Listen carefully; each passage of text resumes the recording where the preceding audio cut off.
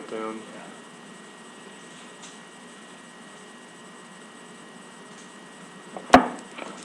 Refresh that one, see if we're live.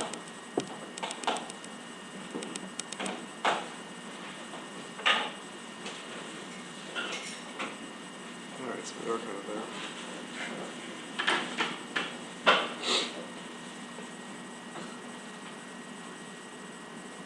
To wait for the ad to go.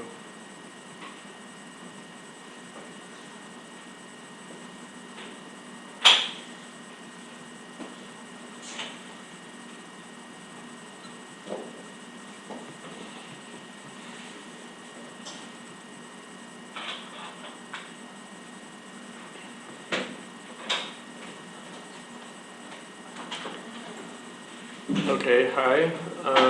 So welcome to the Platypus teach-in on empire and social democracy. And just to give some background on why we're doing this teach-in and what we hope to accomplish with it.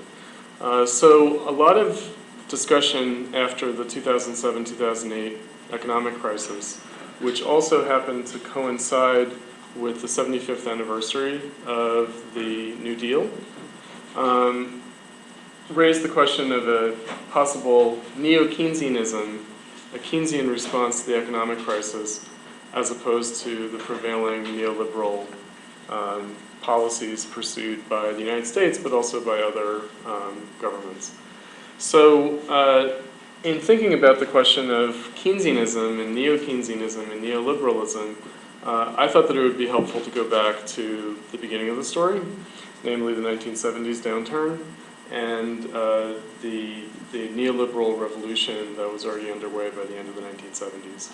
And so as such, I thought that a good text for us to discuss would be this Capitalism for Beginners, part of the For Beginners series, Marx for Beginners, Freud for Beginners, and we read the Lenin and Trotsky for Beginners, because it's written by Robert Lekachman, who was of an older generation prior to the New Left. He's a full generation older than the 1960s New Left, and was a Keynesian economist who had a crisis of faith in Keynesianism in the 1970s and converted to Marxism, and wrote this book in response to the advent of neoliberalism.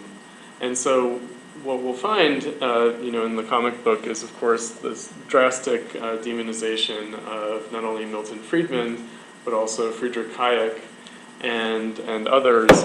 And he also, unfortunately, Lekachman, throws Adam Smith under the bus, because Adam Smith is, of course, seen as the inspiration for neoliberalism of Milton Friedman in particular. So I don't know if you guys got a chance to see, via the Facebook invitation, I linked a couple of short clips on YouTube from Milton Friedman's TV show that he had in the 1970s called Free to Choose, right?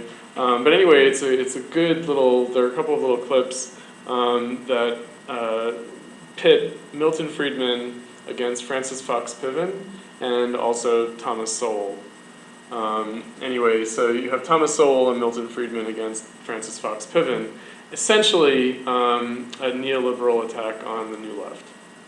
I think that it's good because, of course, they get down to the question of freedom and what's meant by freedom and the discontent with the welfare state, and also the controversy around Milton Friedman's ideas being taken up by the Pinochet regime after the coup in Chile in 1973. So, and that also features in this book.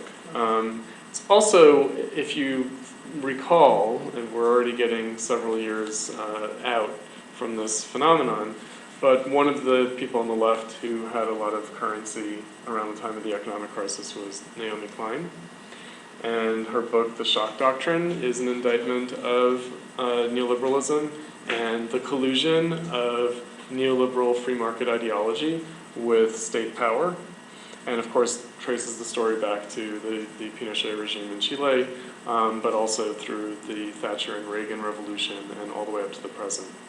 and which is something that Lekachman also addresses. In other words, to use an expression of David Harvey's, beginning in the 1970s, we don't so much have an anti-Fordist or anti-Keynesian form of capitalism, but rather we have a post-Fordist and post-Keynesian form of capitalism. In other words, that what's happened is that certain aspects of the post-World War II form of capitalism have remained in place while others have been changed, or really an emphasis has been shifted. Also in the book, you might notice Lekachman talks about the roots of monetarist economic policy, which is associated with neoliberalism, in Keynesianism itself. In other words, that monetarist turn in terms of economic policy, the idea of calibrating the economy by adjusting interest rates, this kind of thing. And there are other factors assumed and involved in that, but that's actually not something new, but rather a carryover from Keynesianism. And so what we have, starting in the 1970s, is not so much anti-Keynesianism or anti-Fordism, or really we can't take for granted its anti-state ideology, but rather what we have is a modification of the state-centric form of capitalism that emerged in the 20th century. And that really took on a seemingly viable life after World War II in the golden age of the 1950s and 1960s. Okay, so where to begin with this? Well, one of the things that I like also about the argument that Lekachman makes in his book is that he begins and ends with a historical prognosis on capitalism. In other words, he begins by saying no serious commentators on capitalism, whether ostensibly for or against capitalism, have seen it as a permanent system, but rather as a transitory form, and that some have rejoiced in this transitory quality of capitalism and others have regretted it, right? But nonetheless, it's always been seen as something that is not meant to be a permanent state of affairs. Right? And of course, that's where he ends the book. What's the future of capitalism? Is there a future for capitalism? And what do we mean by capitalism when thinking about it as a historical phenomenon? And I think that that's something for us to bear in mind with respect to Platypus, because one of the questions that we would raise is, do we live in capitalism anymore? Meaning, we might live in a society that calls itself capitalist, and it's back with the neoliberal revolution, especially in the 1980s. So Forbes magazine kind of promoted itself as a capitalist tool. That's what it described itself as. It kind of reappropriated the language of the left. And there's also a great scene in the Oliver Stone film on Nixon, which also tries to capture this moment of the early 70s, the economic crisis and Nixon's role in the economic crisis, where the New Left, Oliver Stone has the New Left raising the banner, Nixon tool billionaires rule, right? Like meaning that, in fact, we can't blame Nixon for this. And I think that Oliver Stone has a scene in which Nixon goes late at night to the Lincoln Memorial and has a kind of crisis of conscience, thinking about his own presidential leadership. Like, what does it mean? And is he really leading, or is he kind of serving another purpose? And he gets confronted by some protesters. It's totally staged. And basically they come to an impasse because the protesters themselves realize that they can't blame Nixon for what's going on. Anyway, so this is, the deep background for thinking about the question of capitalism now would be the question of how capitalism was seen in the 1960s and 1970s. Now, when we in Platypus tried to address the economic crisis through a series of fora, radical interpretations of the present crisis, one of the readings that the committee that organized that series did was Moishe Pastone's article, kind of extensive essay on Daniel Bell and Ernest Mandel, which parallels the formulation in the title of one of the last readings we did in the reading group, that we do in the reading group from Adorno, Late Capitalism or Industrial Society. In other words, and Adorno wrote that in 1968, Postone, of course, is writing in the 2000s, but looking back on the 60s and 70s, the question was, okay, what is this form of society? So Daniel Bell had this idea of industrial society, and Ernest Mandel had the idea of late capitalism, right, kind of orthodox Marxist late capitalism. And Adorno formulates it as, in the forces of production, we are an industrial society, but in the relations of production, we're a late capitalist society. And what's meant by late capitalist is, of course, a kind of decadent, deteriorated form of capitalist social relations. That's also what Lekachman is trying to grasp in his approach. In other words, he's saying, well, in what way can this be considered capitalism? So he starts the book and ends the book with kind of bullet point definition of capitalism according to various factors. And they're significantly different, actually. I think that the one that he starts with is in some ways more substantial than the one that he ends with. On the very first page, what is capitalism?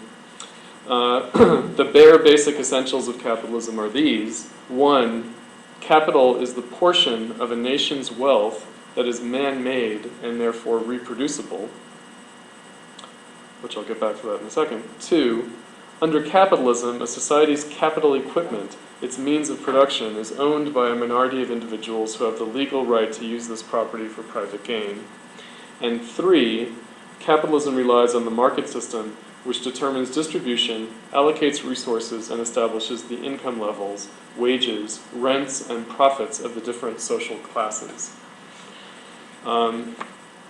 Just to turn to the end of the book, on 169, he lays this out again, but with some modification. Capitalist economy, whether Keynesian, monetarist, or otherwise, is based on certain assumptions. 1, individual calculation in the pursuit of self-interest. 2, the accommodation and adjustment of private interests through competition. And 3, the market forms of exchange based on commodities, money, and the law. Now, there's a lot packed into this, into these formulations, and so I want to kind of go through them and then get at what I think is interesting about Lekachman's argument, but also what is problematic, at least from a Marxist perspective. So one thing straight away from the first page definition of capitalism is that, of course, items 1 and 2, capital is the proportion of a nation's wealth that is man-made and therefore reproducible, and under capitalism, a society's capital equipment, its means of production, is owned by a minority of individuals who have the legal right to use this property for private gain. The thing that immediately comes to mind for me is Nikolai Bukharin's, I think it's the ABCs of communism, I'm not sure though, it might be another text, in which he starts out by saying a common mistake is to treat capital as a thing. Right? What capital is a social relation. And what he meant by that was that capital is a phenomenon of the social relation of wage labor to the means of production. In other words, the capital is not the means of production, even though that's the colloquial expression. That from a Marxist standpoint, what capital is the relationship of the workers to the means of production. It's not the means of production itself. It's not a thing, but it's a social relation. And that therefore that changes the character of what one means by property, by private property. In other words, to say that capitalism is characterized by private property in the means of production does not mean that capitalism is the rule of private property in the means of production. It's rather that private property in the means of production is a phenomenon of the relationship of the workers to the means of production. It's not itself like the thing. And, just to use a term that we're familiar with from Lukács, what Bukharin was saying was to treat capital as a thing is to reify it, whereas in fact the point is to grasp it as a phenomenon. So it's one of the things that Lekachman does. It doesn't, it's not a fatal flaw of his argument, but it's a particular kind of way of approaching the argument. Then there's the question of the market. And that's the concern of the third item on the first page. Capitalism relies on the market system, which determines distribution, allocates resources, and establishes the income levels, wages, rents, and profits of the different social classes. And then, of course, the 3 bullet points that he gives towards the end of the book on 169 This is also very much concerned with the market, individual calculation and the pursuit of self-interest, the accommodation and adjustment of private interests through competition, and the market forms of exchange based on commodities, money, and the law.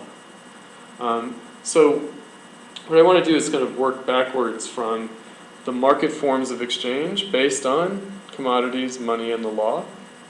The law, like that, says a lot straight away. In other words, capitalism is based on bourgeois society, and bourgeois society is the rule of law. Right? It's not simply the rule of private interest, it's the rule of the law. So there's a lot sort of built into that. And so what occurs to me there is what we've discussed from Dick Howard's The Spectre of Democracy. In other words, that political forms and democracy need to be understood as constitutive of the commodity form in bourgeois society, not epiphenomenal. And I think that Lekachman also has this idea, and certainly when we get to it later, Michael Harrington also has this emphasis on the question of the constitutive character of democracy and posing the contradiction of capitalism at the level of democracy. Lekachman's also doing that, which we'll see in a moment. Finally, to help set things up, I wanted to make mention of Adolf Reed's recent formulation when he talks about the ideology of the present and how policy presents itself ideologically in a kind of neoliberal and post-neoliberal environment. He says, well, look, there are two essential aspects to neoliberalism as a phenomenon, whether claimed or otherwise, in other words, in reality.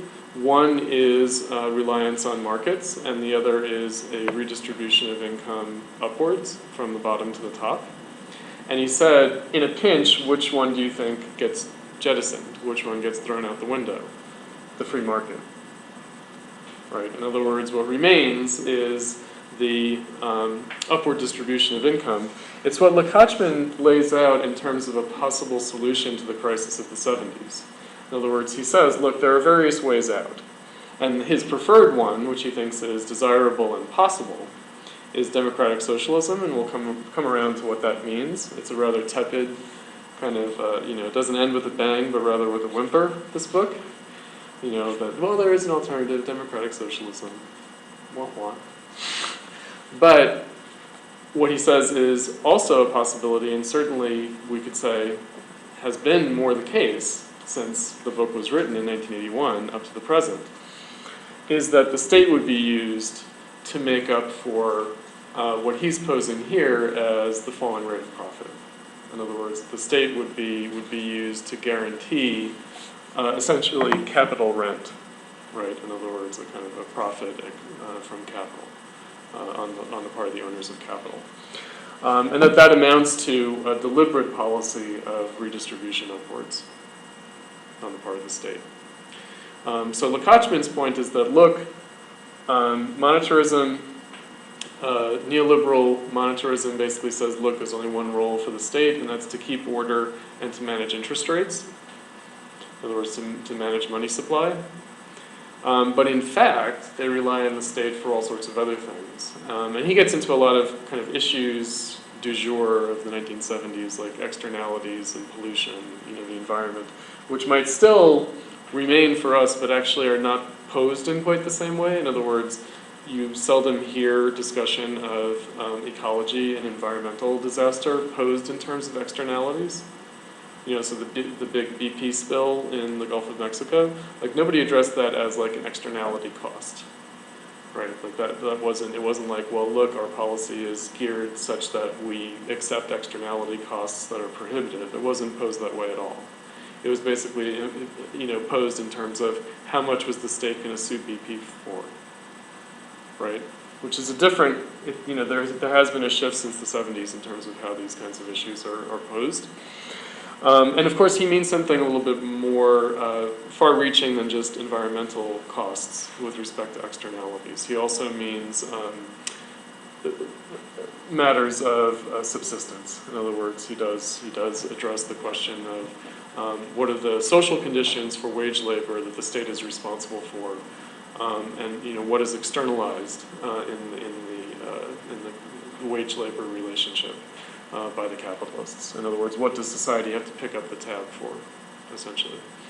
And that remains, right? That remains, and that's why if you think from a few years ago, of course the right gets sick of its own rhetoric, but what was Obama called by the right wing? He was called the food stamp president, right? That this was the president who expanded food stamps beyond anything that it was meant to do in the face of the prolonged unemployment that took place. So not only did the Democrats extend unemployment benefits, but unprecedented numbers of people were collecting food stamps.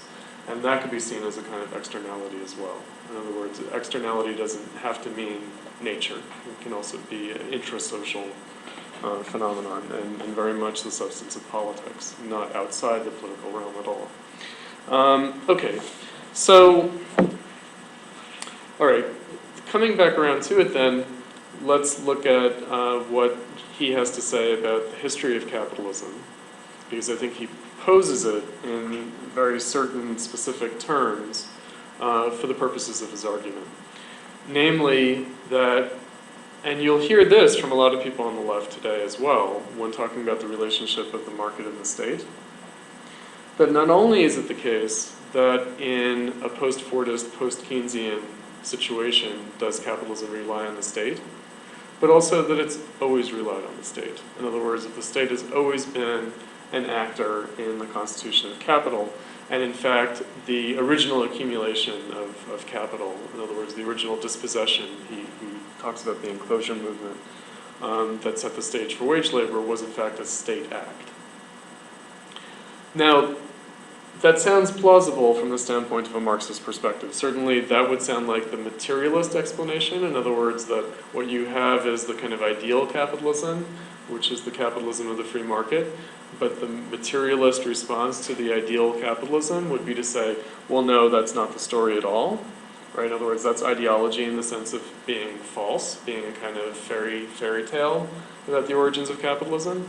Whereas in fact, what it was rich people using the state to dispossess the people and make them available for exploitation.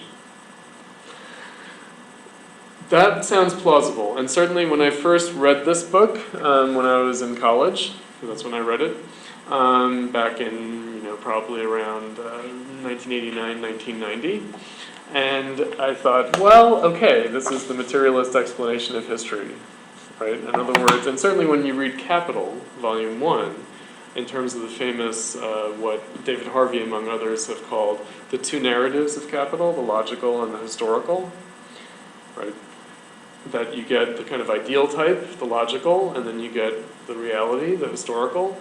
It would appear to be the case that that's what Marx is saying. That Marx is saying, well, capitalism poses this logical framework, but even that framework has some internal contradictions, and then if you look at the real story, what you find is that in fact it didn't arise for logical reasons, but rather for contingent and highly political, concrete material conditions, right, in history. And I think that Lekachman is basically saying, look, the problem with the Smithian turn, with the Milton Friedman claim of Adam Smith, is that this has always been a just so story. Right? And he indicts Smith. He basically says, well, Smith's ideas are interesting, but they came along fortuitously at just the moment when it suited the interests of the rich people and the politicians in the UK to adopt Smith's ideas. Right? So they illustrate Smith giving a speech to Parliament, and the parliamentarians are kind of nodding off, kind of falling asleep, and they're like, oh yeah, we like that idea, right? Like, free market, yeah, let's do that. But that they're really not paying attention to what he's saying at all. That they're not really down with the labor theory of value, for example. They're not really down with his agenda of making a more productive society and freer social relations. That what they hear is, free market, oh yeah, we can take advantage of that. And what we would emphasize then is that there are really very different moments involved here. Meaning, if Smith had a hearing in his own lifetime, in the 18th century, it was not the same hearing that his work gets in the 19th century. In other words, that the 19th century reception of Smith is actually quite different from the contemporaneous reception of Smith. And what this skips over to a great degree is, of course, what comes between those two moments, namely David Ricardo and also utilitarianism, and also, somewhat coincidentally, Thomas Malthus. Right? In other words, the origin of the idea of economics as the grim science, which also I think that they do a nice little Thomas Carlyle responding to Malthus on this question. In other words, just to recap quickly, Malthus, his idea that that there's a economic law of population such that there will always be periods of kind of mass starvation and die-off because we always outstrip our capacity population-wise to support ourselves. And that's very much a phenomenon of the Industrial Revolution. In other words, Malthus thinks that this is a law of economics going back to the Middle Ages. He takes a kind of a grand scope view of historical dynamics with respect to population.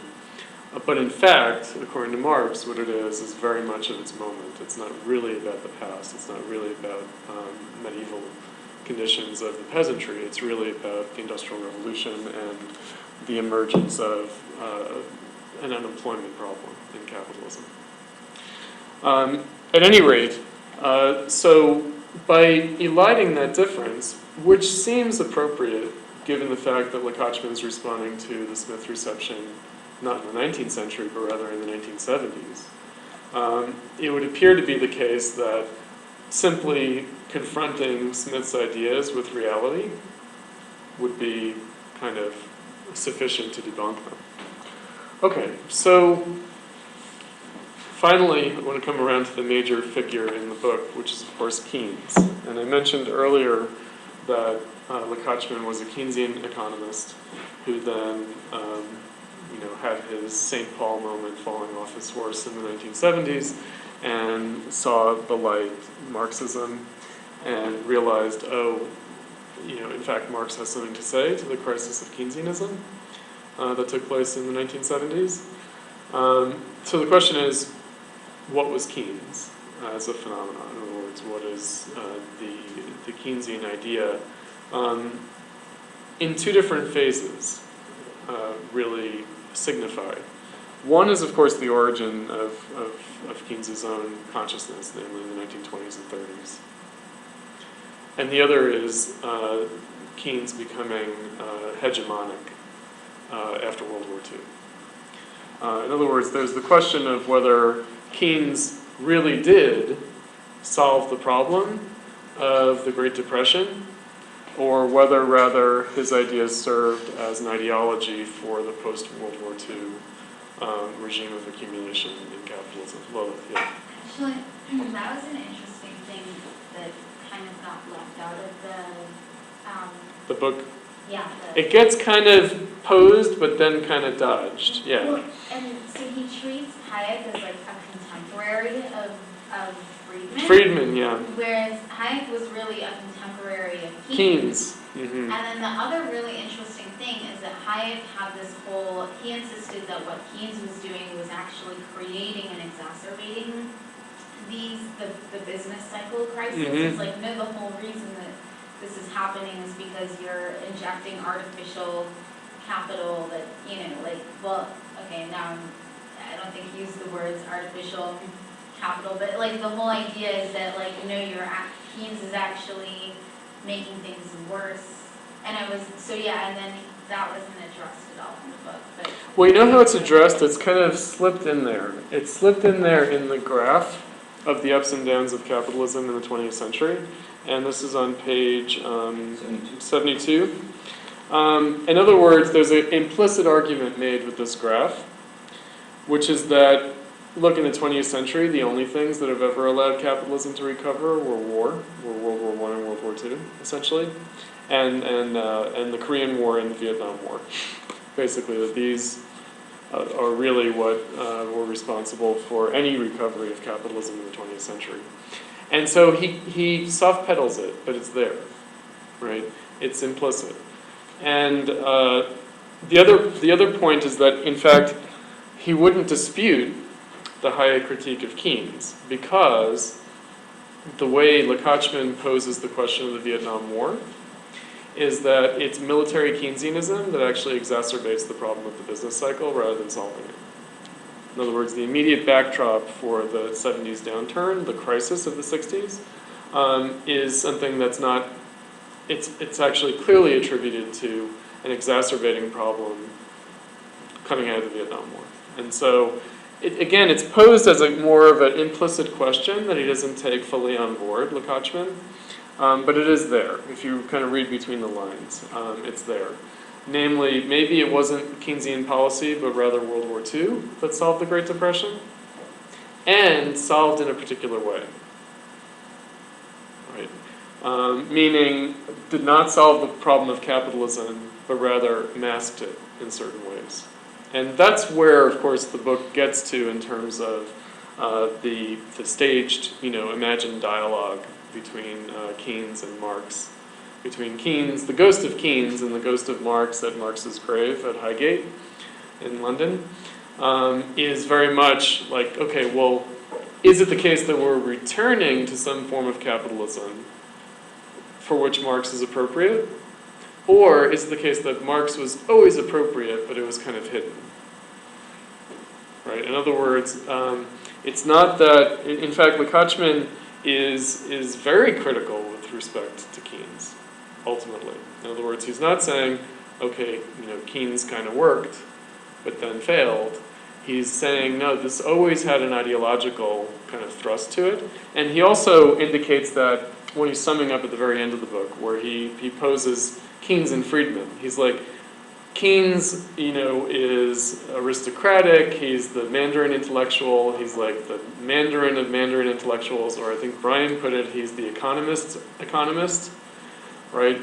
Whereas Milton Friedman is this working class, background guy, immigrant guy, who, is kind of hardscrabble and pulls himself up by his proverbial bootstraps in order to attain this influence, right? Which also implies something. It's a kind of an irony that Lekachman is posing, but that we would have to consider. In other words, was Keynes always a ruling class ideology? In a way that it's easy to sort of say, okay, well, Milton Friedman is a ruling class ideology, but what about the fact that it's not originating out of the ruling class, and also that it has support outside the ruling class, right? In other words, there's also the question of politics being posed there in terms of a kind of Keynesian technocracy, right? And he basically poses Keynes as, look, Keynes is trying to save capitalism from itself, and to save capitalism also means doing things like raising wages and providing housing, but that's not what Keynes is interested in at all. In other words, Keynes doesn't actually care about the working class, but it just so happens that helping out the working class is good for capitalism, and that's why Keynes supports it. Whereas Milton Friedman's perspective is, all the social tinkering that you do is actually bad for capitalism and bad for the working class, and yes, it might involve pain for the working class to do capitalism the way Friedman wants to do it, but ultimately it will be in the interest of the working class. And that's where Hayek comes in as this kind of shadowy figure. Like if you see the way he's depicted in the book, he's got the fedora hat kind of over his face, and he's got the cigarette. Right, he's got the Tommy gun also. So they do place him in the 30s because he's like a gangster. He's like a 20s, 30s gangster. And, I don't know where this is coming from. But somehow Hayek is seen as the really brutal, hard-nosed one. Whereas Friedman is kind of more kind of starry-eyed, kind of in love with capitalism kind of guy. Whereas Hayek is like, no, you may not like this, but it's necessary kind of guy. Whereas Friedman is like, oh, no, we've got to do this.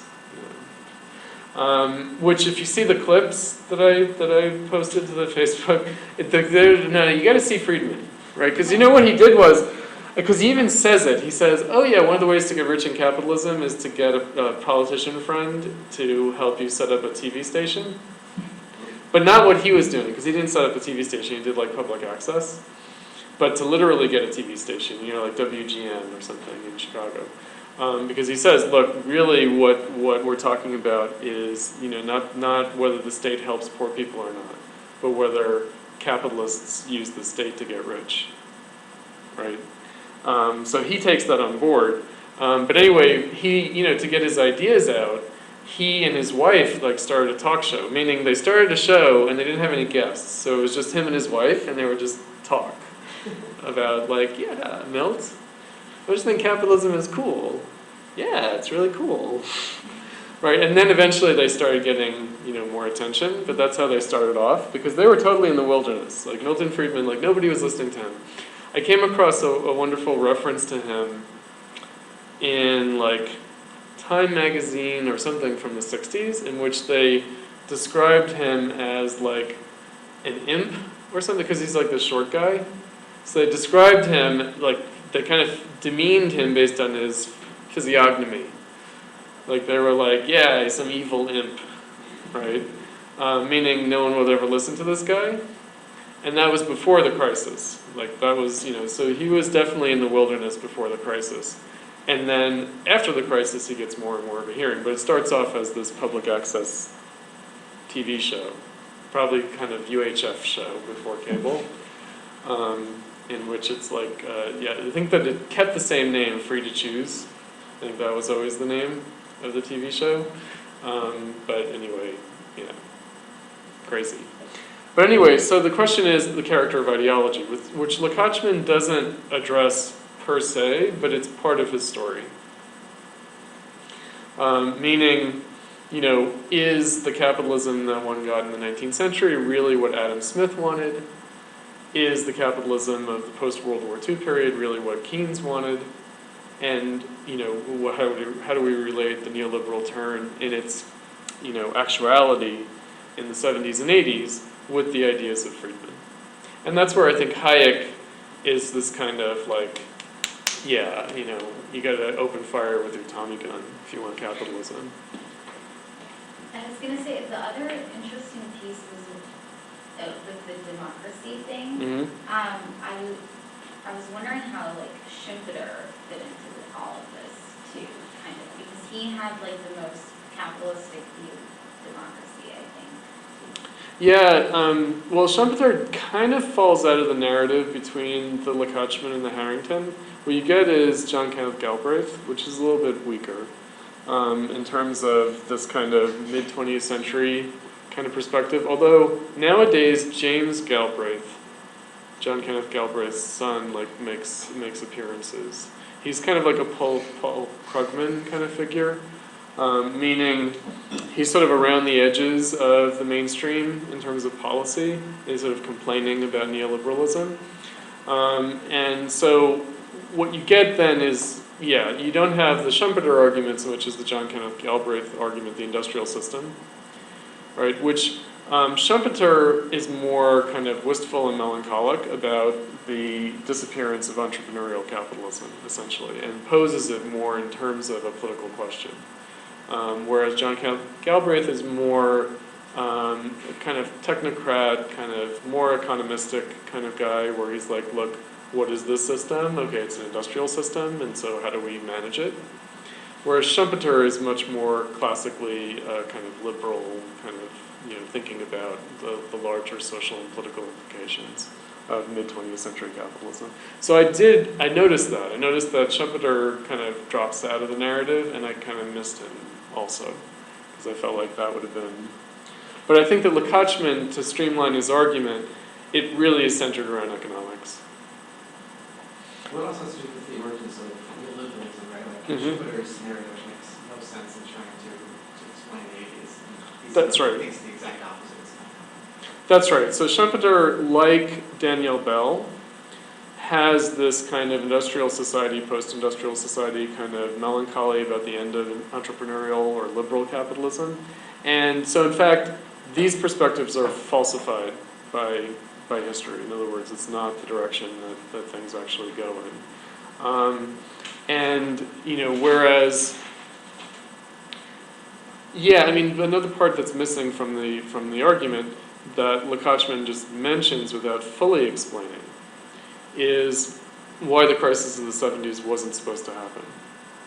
Right? He says, look, this crisis we're in wasn't supposed to happen according to the policy people. In other words, they were meant to be,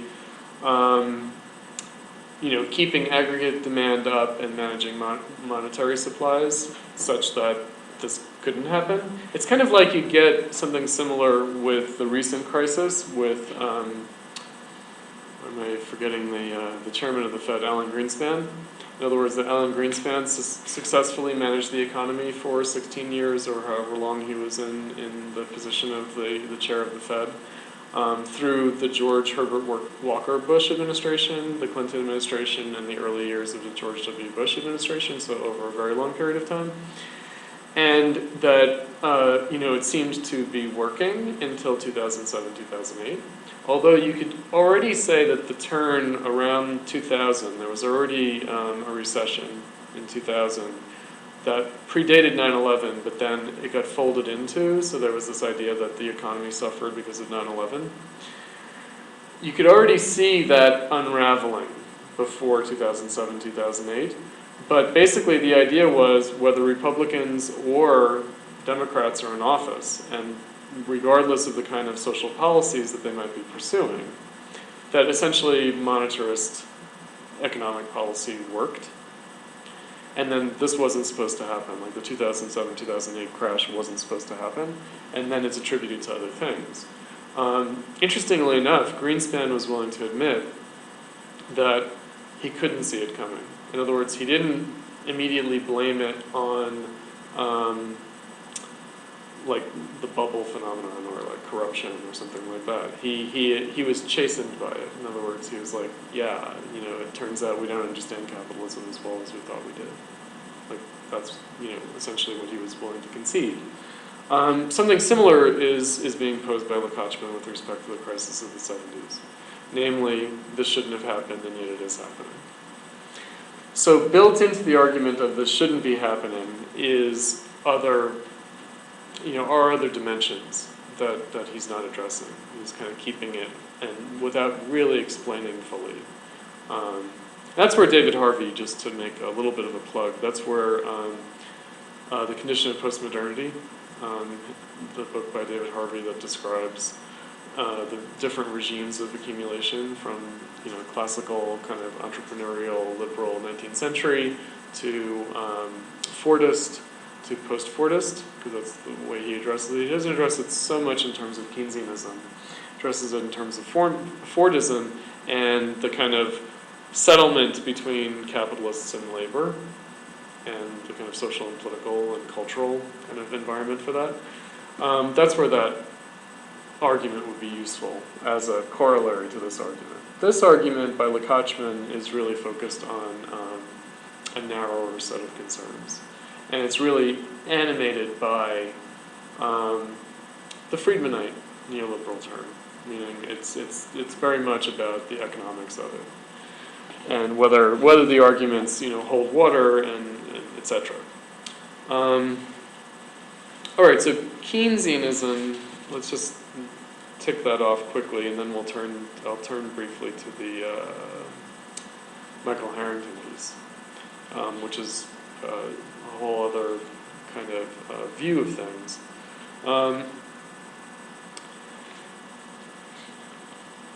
This actually relates, what motivated me to suggest this as a reading and to have this teach-in around this reading was the Thomas Piketty book, Capital in the 21st Century. Namely, his locating of the problem of capitalism structurally in our time as being the relationship between rate of return on capital and growth of wealth. Right, and so basically what he attributes the inequality, it's not really the inequality among different strata of the working class or lower end of society. It's really about the behavior and character of, what would colloquially be understood as the 1%, namely the investor class. Right? In other words, and that's something that Keynes has at the center of his argument with respect to the way Lekachman approaches it. Namely that consumers' behavior is steady, and the only variable is investor behavior. And therefore, policy needs to be geared to ensure that investor behavior actually has the effect it's supposed to have in capitalism. Namely, keeping the economy going and doing things like producing jobs and whatnot. Producing jobs is very much secondary, though. The question is, how do you keep capital circulating? In other words, that wealth has to become capital. It has to become invested. And this is just kind of a Weberian idea. In other words, that there's always been profit-seeking, but what characterizes capitalism is reinvestment of profit. In other words, without reinvestment of profit, capitalism can't work. And so that's really the center, and it's also what links up monetarism and Keynesianism. In other words, where they can't really be opposed, is this issue of, okay, well, what policy is concerned with is the behavior of investors. And then that comes around to the question of what's secondary, namely the condition of the working class, in terms of the investment multiplier. Right? In other words, the idea of the investment multiplier, that the ideal conditions for the investment multiplier is high wages. And the disciplining of profits for investment would be a kind of low profit, high wage situation, which is actually an Adam Smith argument also. In other words, that's not new to Keynesianism, in fact. And so even though Keynesianism is not seen as, classical or neoclassical economics, it actually does have a great deal in common with that. So again, a lot of the ways in which these are conventionally opposed actually turn out not to really be the case with respect to what Keynes' actual argument was. So with respect to Piketty then, Piketty thinks that policy that has encouraged gross inequality in society has actually proved to be a disincentive for the use of wealth as investment capital, essentially. That's kind of what you see, the phenomenon of the present. It's something that Hillel Ticktin, the Marxist economist, British-based but South African economist, it's what his concern has been throughout this whole period of the economic crisis, namely, why is capital not being invested? Why is money being hoarded, but capital not being invested? And whether this means some kind of permanent, kind of terminal impasse for capitalism or not. Because, of course, that's the way Lekachman is also looking at it in the 1970s. He's saying, look, the degree to which the capitalists actually have the ear of the state, right, they're not going to behave in such a way that's actually good for capitalism. What they're going to do is just preserve their own wealth. And so that's why, he says, look, the choice is authoritarianism, whether fascist or otherwise, is just a linguistic nicety, or democratic socialism, in other words, non-capitalism. It's because he's looking at it that way, and that's how he understands Lekachman understands the question of the falling rate of profit. In other words, as the rate of profit declines, the capitalist class has to behave less and less as a capitalist class and more just as a rich rentier class. All right, so just to round out the kind of my presentation part of it, and then we can get into some discussion. The Michael Harrington, which is precisely contemporaneous with this book, as it so happens. But I think is interesting with respect to, again, his prognosis. And just to give some background, so I gave some background for Lekachman. He was an academic economist who was a Keynesian who had a crisis of faith and then converted to Marxism. Michael Harrington is a later generation. He's a New Left generation. A little bit older of the cohort of the New Left generation, but nonetheless very much a New Left generation figure. And we talk about in the 1970s, the way the 60s left kind of cashed out in the 1970s, we've addressed it in Platypus in terms of the new communist movement, in other words, Maoism, that you get the kind of Leninist turn or Marxist-Leninist turn. But there was actually another post-New Left phenomenon, that was the New American movement. And the New America movement is something that Michael Harrington is participating in. And that's what ultimately issues into the democratic socialists of America, of which Michael Harrington was the leading intellectual figure. And kind of a mentor figure, either literally or in spirit, of people that we, address in Platypus today, like Joseph Schwartz, who we've had on a few panels as a DSA spokesperson, and Bhaskar Sankara, who was the editor of the youth publication of the DSA, the activist.org, and now is editor and kind of entrepreneurial spirit of the Jacobin magazine. Okay, so Michael Harrington, he has an interesting kind of background. He, going back to the 60s, is associated with Shachtman, like a Max Shachtmanite, social democratic, kind of Cold War, social democratic tendency coming out of the 50s into the 60s. And it's a fairly complicated story, but anyway, through a number of mergers and splits, two of the products of this history are the International Socialist Organization that we have today in the United States, and they're the followers of Hal Draper, who also came out of this milieu, and the Democratic Socialists of America, which is Michael Harrington's baby. And just as a kind of a side note, so Bhaskar, who we have dealt with over the years before he started Jacobin, his great ambition, roughly contemporaneous with Platypus starting, when he was a very young man, a young undergraduate in Washington, D.C., was to find some way to have a merger of the DSA and the ISO. In other words, the original conception of left unity was to unify the DSA and the ISO.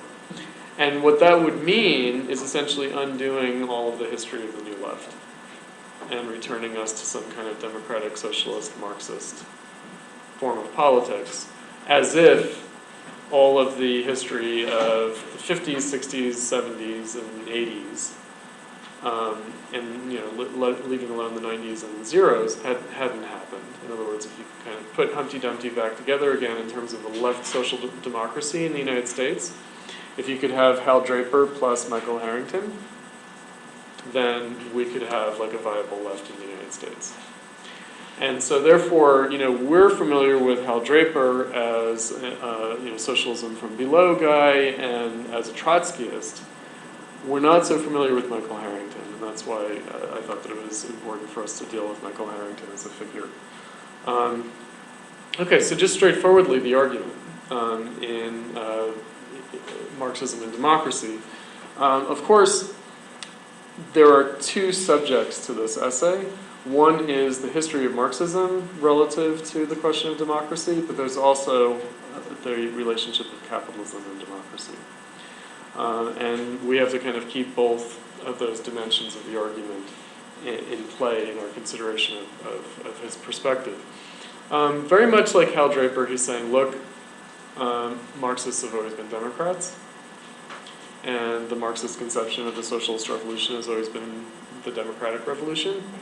And so it's very much in keeping with what we encounter with the Communist Party of Great Britain, their argument about that socialism is radical democracy or extreme democracy, and that winning the battle for socialism is winning the battle for democracy, and that essentially the working class is necessary to win the battle for democracy because it's the anti-capitalist class.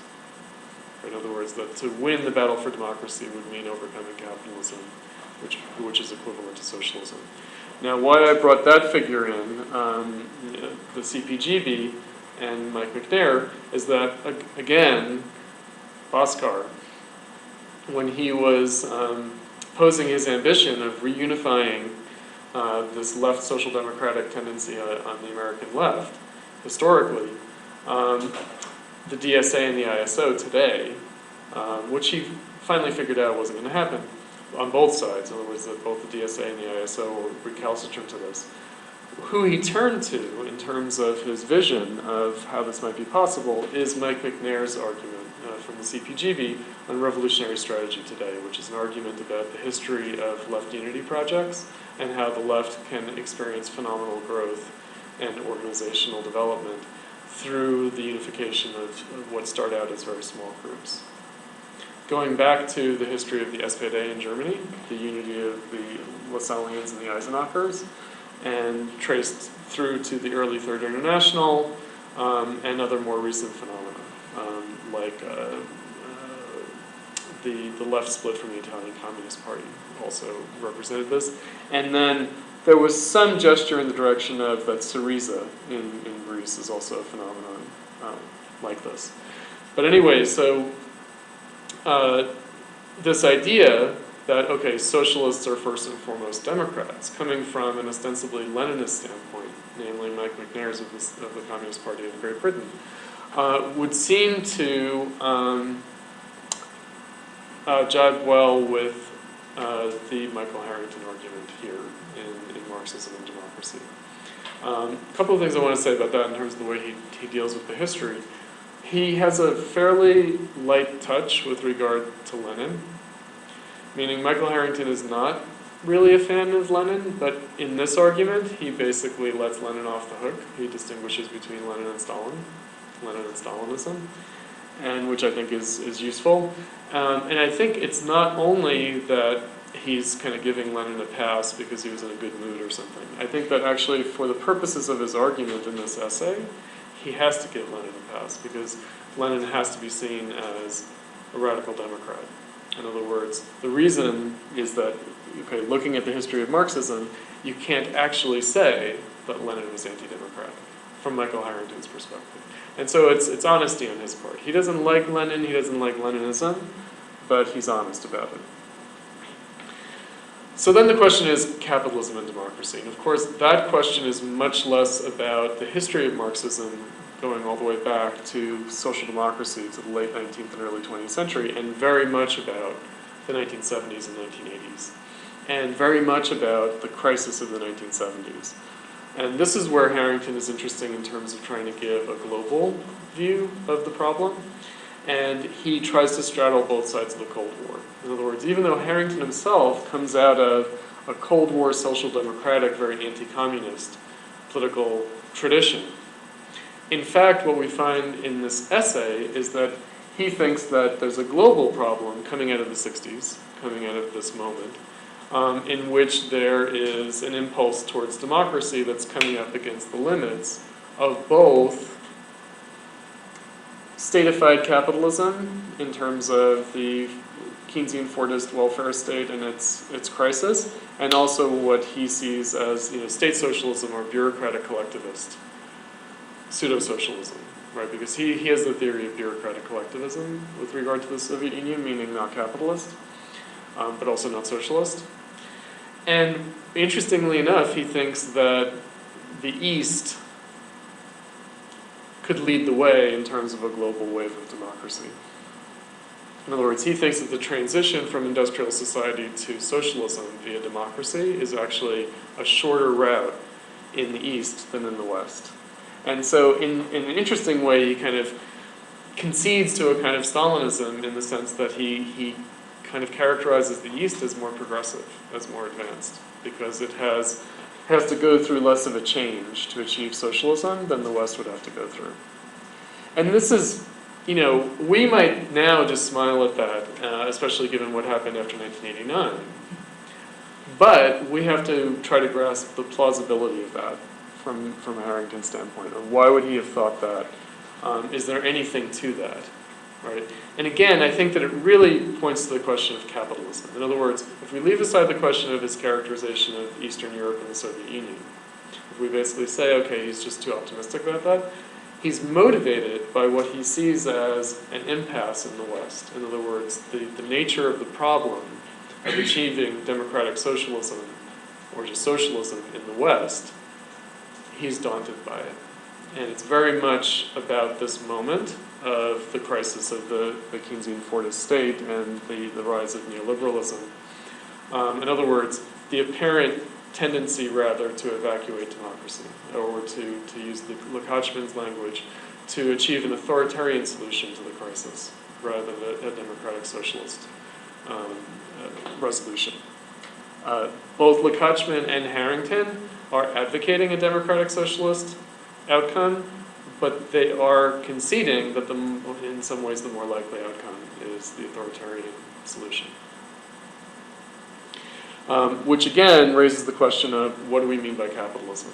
In other words, is capitalism a free market system, commodification of labor, or is it a state form, right? Is it an authoritarian state form going back all the way to its beginnings? In other words, not just lately, but from the very beginning with the Enclosure Acts and everything else.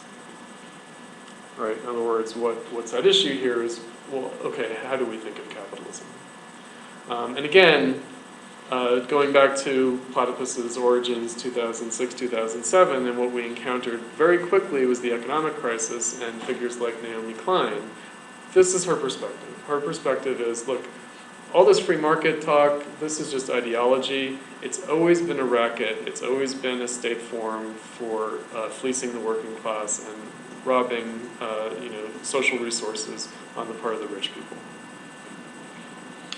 And so, whatever quibbles we might have with the Naomi Klein argument, it has a venerable tradition that it's plugging into in terms of figures that are relatively perspicacious with regard to the crisis in the 70s, like Robert Lekachman, and in his own way, Michael Harrington. And so that's why I thought, this would kind of serve for us to kind of revisit the 70s by way of the present economic crisis, and just to pose the question of, okay, well, what do we mean by capitalism? Because these questions are raised when you pick up a Thomas Piketty, Capital in the 21st Century. Okay, is this some kind of update of Marx? No, right? Because again, the way capitalism is being posed is very specific, and we have to kind of pay attention to how the problem's being posed, and why this is not really compatible with the Marxist perspective. Lekachman is very honest about that. In other words, he says, look, Keynesianism poses the question of capitalism in very narrow terms and blinds itself to what's really going on. And so it turns out that it's not that Marx has a late currency, that he was falsified for a while and then comes back, but rather that it was always valid, it was just masked.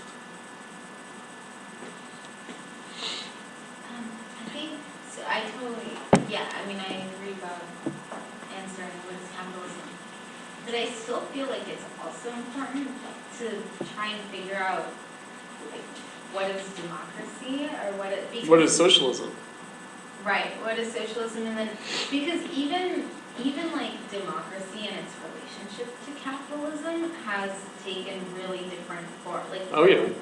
Mm-hmm. Like actually, that's I was almost thinking of Schumpeter more in that context. Like he had a very market-driven idea of what capitalism, of democracy should be. And then also the other interesting piece of like the 70s stuff is I think the 60s or 70s was when Carol Pateman wrote about democratizing the workplace and what that would look like. So it's also like these, just even the idea of democracy and its relationship to capitalism. One of the things that we kind of assume in Platypus is that the last time that people really tried to grasp these issues seriously, at least in a way that leaves kind of a textual record, is the 70s. And again, what we're interested in is what were they trying to grasp and how were they trying to grasp it? And what kind of a legacy do they leave? As it turns out, they leave a kind of a richer legacy than is apparent, meaning that a lot of this is just forgotten, and so would bear some recovery, but with some caveats, meaning it's already conditioned by all sorts of assumptions that are problematic from the 20th century. So certainly, like the Carol Pateman argument, they are trying to grasp some things, or even Francis Fox Piven, which, again, like the the clip that I just thought, okay, Frances Fox Piven, like she's just this, figure in the firmament of the left today. And so it's just great to see her squaring off against Milton Friedman, because Milton Friedman scores some points, right? And so there's kind of a schadenfreude involved in that for me. But nonetheless, she was better then than now, right? So what I wanted to say about the question of socialism and democracy, though, with respect to, I was reading the transcript of Democracy in the Left that we just published in the Platypus Review in issue 67 this month. And Dick Howard, author of The Spectre of Democracy, gives a very nice précis of his argument in the book, in his presentation at the forum. And he has a perspective going back to classical antiquity, meaning Athenian democracy. And he says, well, look, all these states were democratic, but only one was free, and that was Athens. And why is that? Well, because they had more of a kind of a different relationship with respect to, what we would consider to be market relations and such. So the parallel that I raised when we did the Democracy in the Left reading group a couple of summers ago in 2012 was the Leo Strauss argument. And he's a student of Heidegger, who's godfather of the neoconservatives, not the neoliberals, but the neoconservatives, the other Chicago school, the other Chicago boys, is that he had a conception of ancient Athens with respect to philosophy and democracy. In other words, that in order to have a democracy, you need a philosophical society. And whereas you could turn that around and say, in order to have philosophy, you need a democratic society, right? But anyway, this is part of his kind of culturalist kind of history of the West, the Leo Strauss perspective, is that the West owes all of its benefits to a philosophical turn, right? Essentially the Socratic turn. That the philosophical turn of classical antiquity that's unique to Athens is responsible for the freedom of the West and the freedom that we associate with democracy. Dick Howard makes a similar kind of argument. And it's with respect to the commodity form and democracy as constituent of the commodity form. In other words, what Howard does is pose the question of socialism as the question of democracy, and then democracy is riven by two contradictory impulses, politics and anti-politics, and that capitalism can be understood as the victory of anti-politics in a certain way, and totalitarianism can be seen as the victory of anti-politics in a complementary way. Right, so in other words, whereas what he wants is, he has a kind of political ontology in this respect.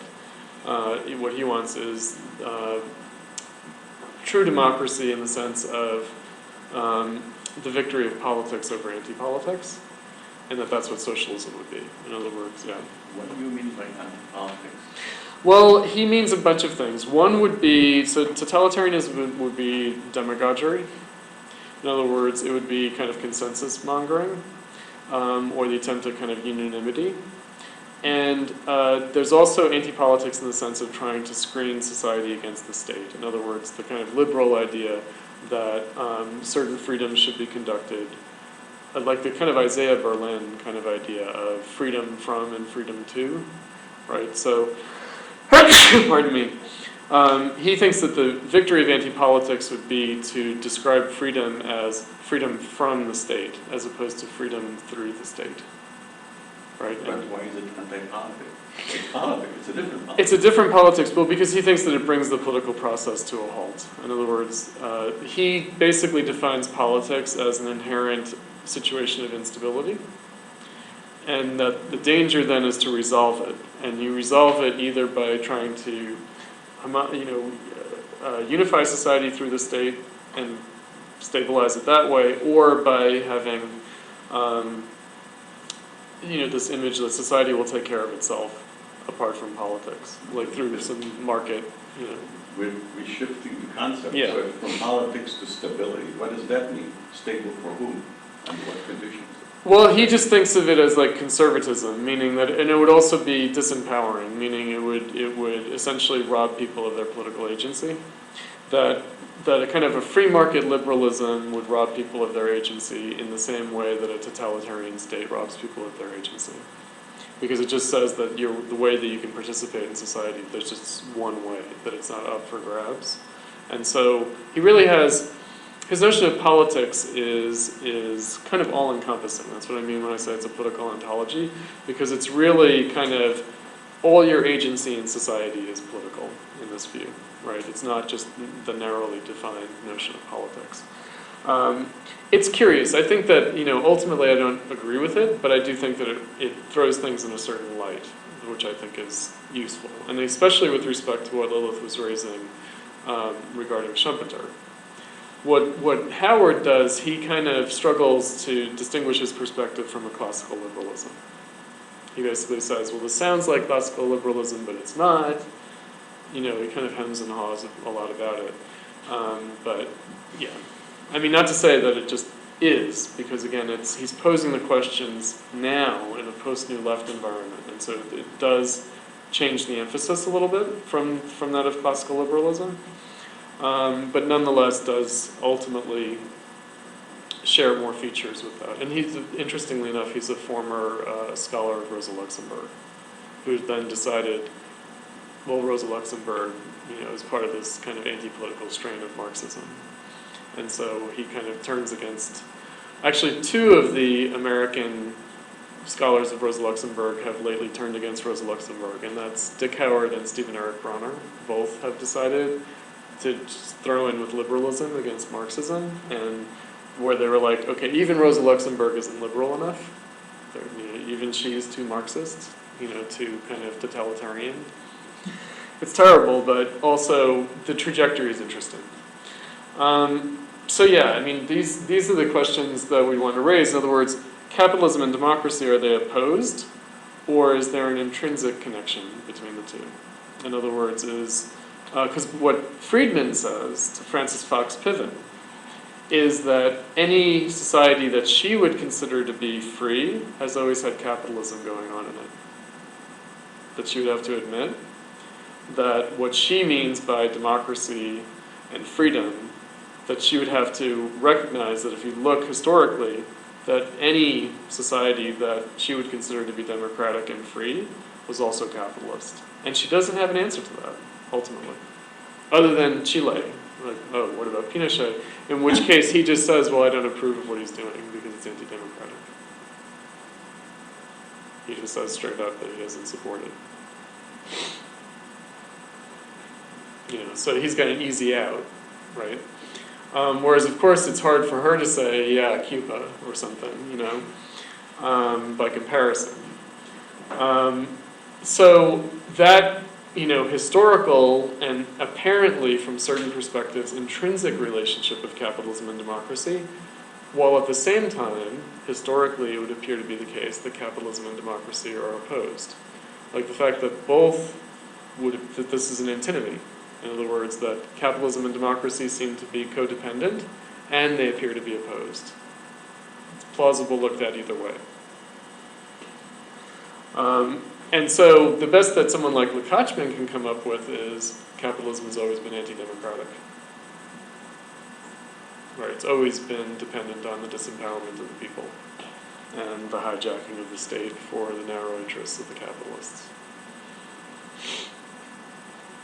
At the same time, so one thing that I've thought about recently is like how, I guess in some ways, how our democracy does mirror ancient Athenian democracy, including the fact that in order to constantly govern and be part of a democratic society, you need all these other people actually doing work. Right, so in Athens, it was slaves, and then now, well, it's not slaves, but there's still that class stratification that I don't know if that is like a necessary component of. Well, why not say that it's slaves, right? Because after all, in Athens, the slaves were a lot more free than we might imagine. It's not like they were beasts. They weren't beasts of burden harnessed to machines. They weren't like chattel slaves in the American South. Right. Right. They lived their own lives. A lot of them were literate, where their masters were illiterate. you know, like they just carried on, right? But they just didn't have any formal standing as citizens, right? Meaning they didn't participate in the political sphere. And we might say, yeah, we might say that today, like people are, you know, doing their thing, and the fact that they don't really have a voice politically, yeah, is kind of obvious, but also kind of beside the point. But wasn't the ownership significant? Well, it was, but again, it wasn't like chattel slavery, right? In other words, it was kind of patriarchal ownership. I mean, I guess there was something of a slave market, but it wasn't like what you see coming out of like the 16th and 17th century, and certainly what was going on in the 19th century in the United States. This isn't to downplay. I mean, obviously, you know, slavery wasn't good then or now, but ancient world slavery was different, and you know, modern world, you know, like again, chattel slavery of the 19th century as a phenomenon of the Industrial Revolution was much worse, right? Like the African slave trade, I think, was worse, but you know.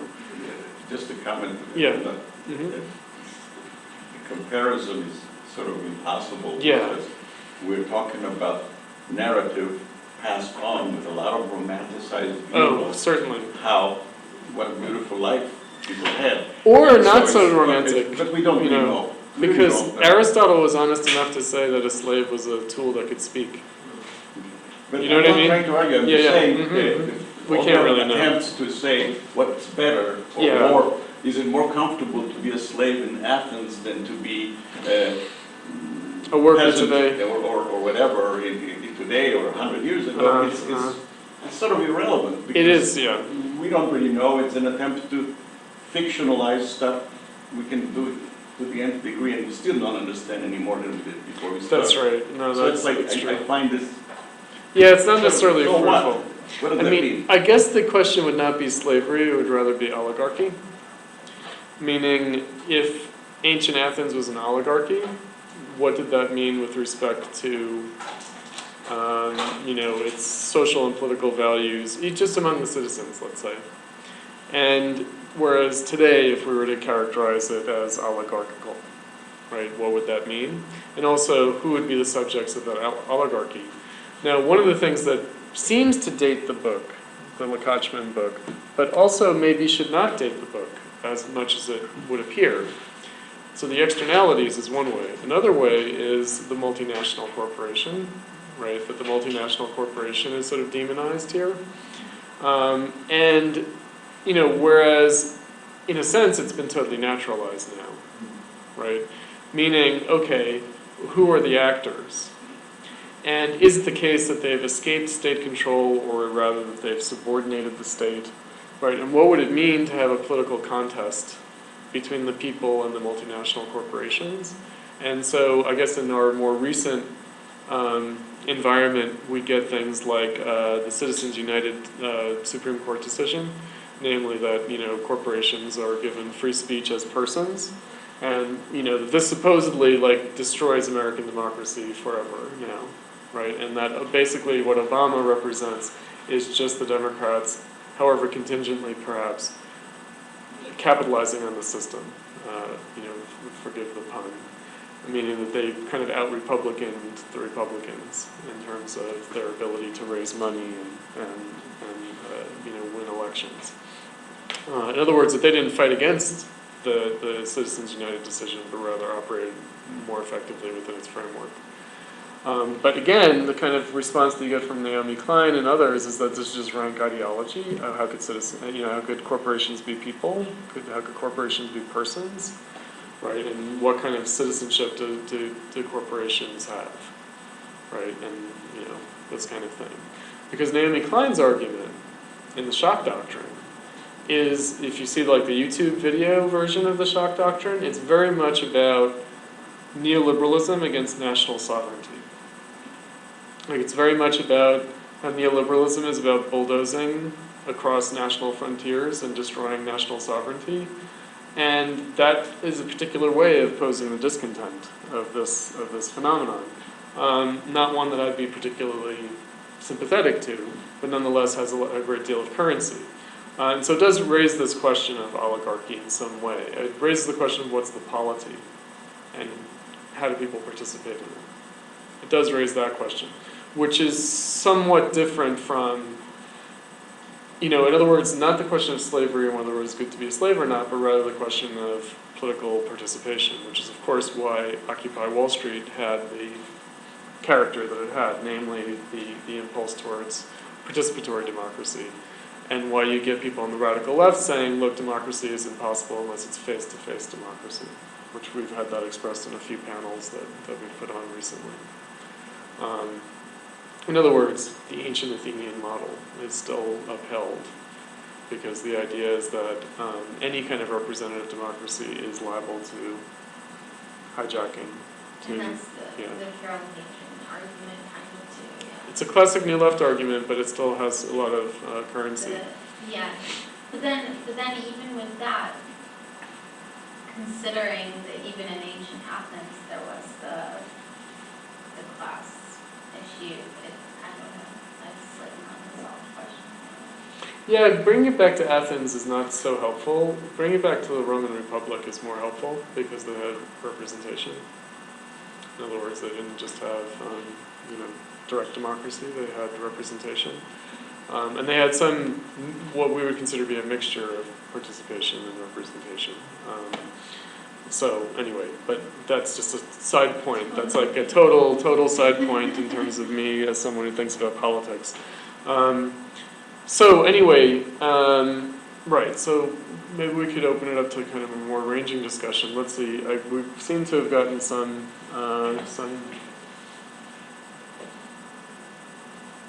Okay, a question about Friedman. Can we consider Friedman as a critic of neoliberalism? How did Friedman understand the dichotomy between politics and the economy after the 1970s? And, parentheses, economic crisis after the 70s should not have happened, but it did. Okay, so, right, so the article that I included, that I wrote under the moniker Platypus Historians Group on Friedman and Hayek and the question of freedom, in part a response to Naomi Klein, does pose this question of judging neoliberalism against itself. In other words, not only judging Friedman next to Hayek, in other words, using Hayek to critique Friedman, but also using Friedman to critique what happened. In other words, and I use the parallel with the New Left, with Bill Ayers and the small schools program in Chicago, and how that facilitated a neoliberal turn in terms of charter schools. And of course, Bill Ayers is like, well, we didn't intend that. That wasn't meant to happen. And yet, in fact, it shows this affinity, spontaneous affinity, between Milton Friedman's discontent with the Keynesian Fordist state and the New Lefts, right? So, how does that play out subsequently? In other words, can then Friedman be used for some kind of critique of neoliberalism in practice? Maybe, and that's why I raised Adolf Reed. In other words, when Adolf Reed says, look, what's the dominant ideology today? And a dominant ideology not just in terms of a rosy utopianism, the way Naomi Klein condemns, but rather in terms of actual policy, what's characterizing things. Because of course, whether policy works or not is another question, right? So policy is pursued whether it works or not, and that policy is twofold. It's free markets and upward distribution of income, both of which are seen to benefit society as a whole, because what you're doing is putting more money in the pockets of the investor class. A la Keynes. In other words, when Keynes says, look, consumers are static, investors are dynamic, and so what you need to do is make investors, you need to incentivize investment on the part of investors. That's what upward distribution of income is meant to achieve. Meaning, as long as people aren't starving, it doesn't matter how rich the rich people are. Right? That's the idea. The idea is, well, and this is why people react so strongly against arguments for equality and egalitarianism, that they say, well, look, the issue is not how fabulously wealthy the rich are. The only issue is how people are doing at the bottom. And the question is how to facilitate that. But that's all Friedman.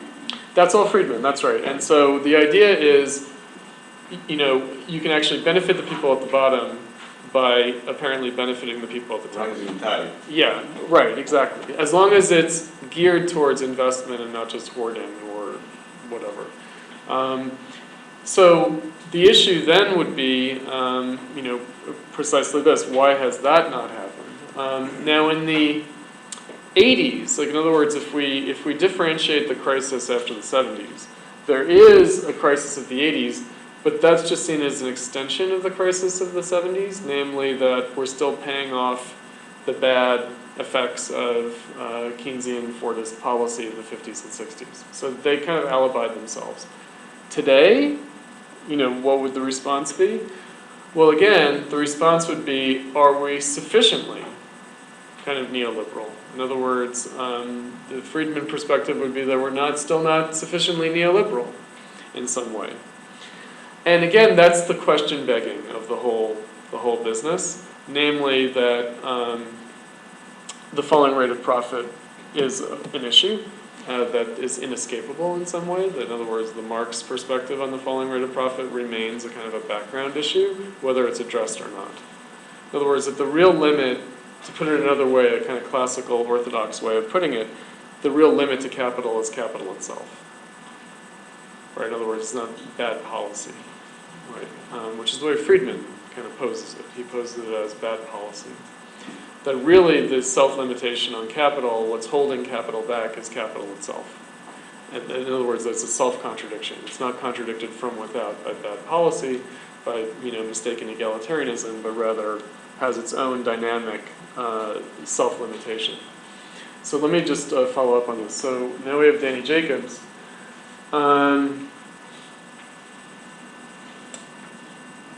Quote by Keynes. Quote, "If indeed labor were always in a position to take action, and were to do so, whenever there was less than full employment, to reduce its money demands by concerted action to whatever point was required to make money so abundant relatively to the wage unit that the rate of interest would fall to a level compatible with full employment, we should in effect have monetary management by the trade unions, aimed at full employment instead of by the banking system."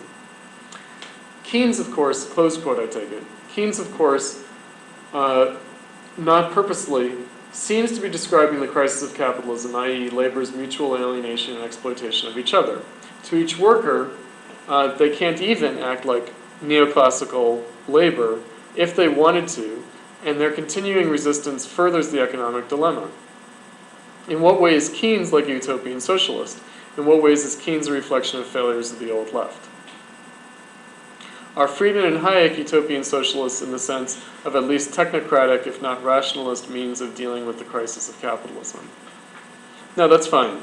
I think that there was a clip that I showed also about Hayek and Friedman, where, no, it wasn't Hayek, it was von Mises, right, who shows up at the meeting. They're having a kind of, cocktails, talking about, like, neoliberalism, how can we restore liberalism against the socialist onslaught, and von Mises comes in and says, oh, you're conceding everything, right? In other words, you're all socialists, you're all a bunch of socialists.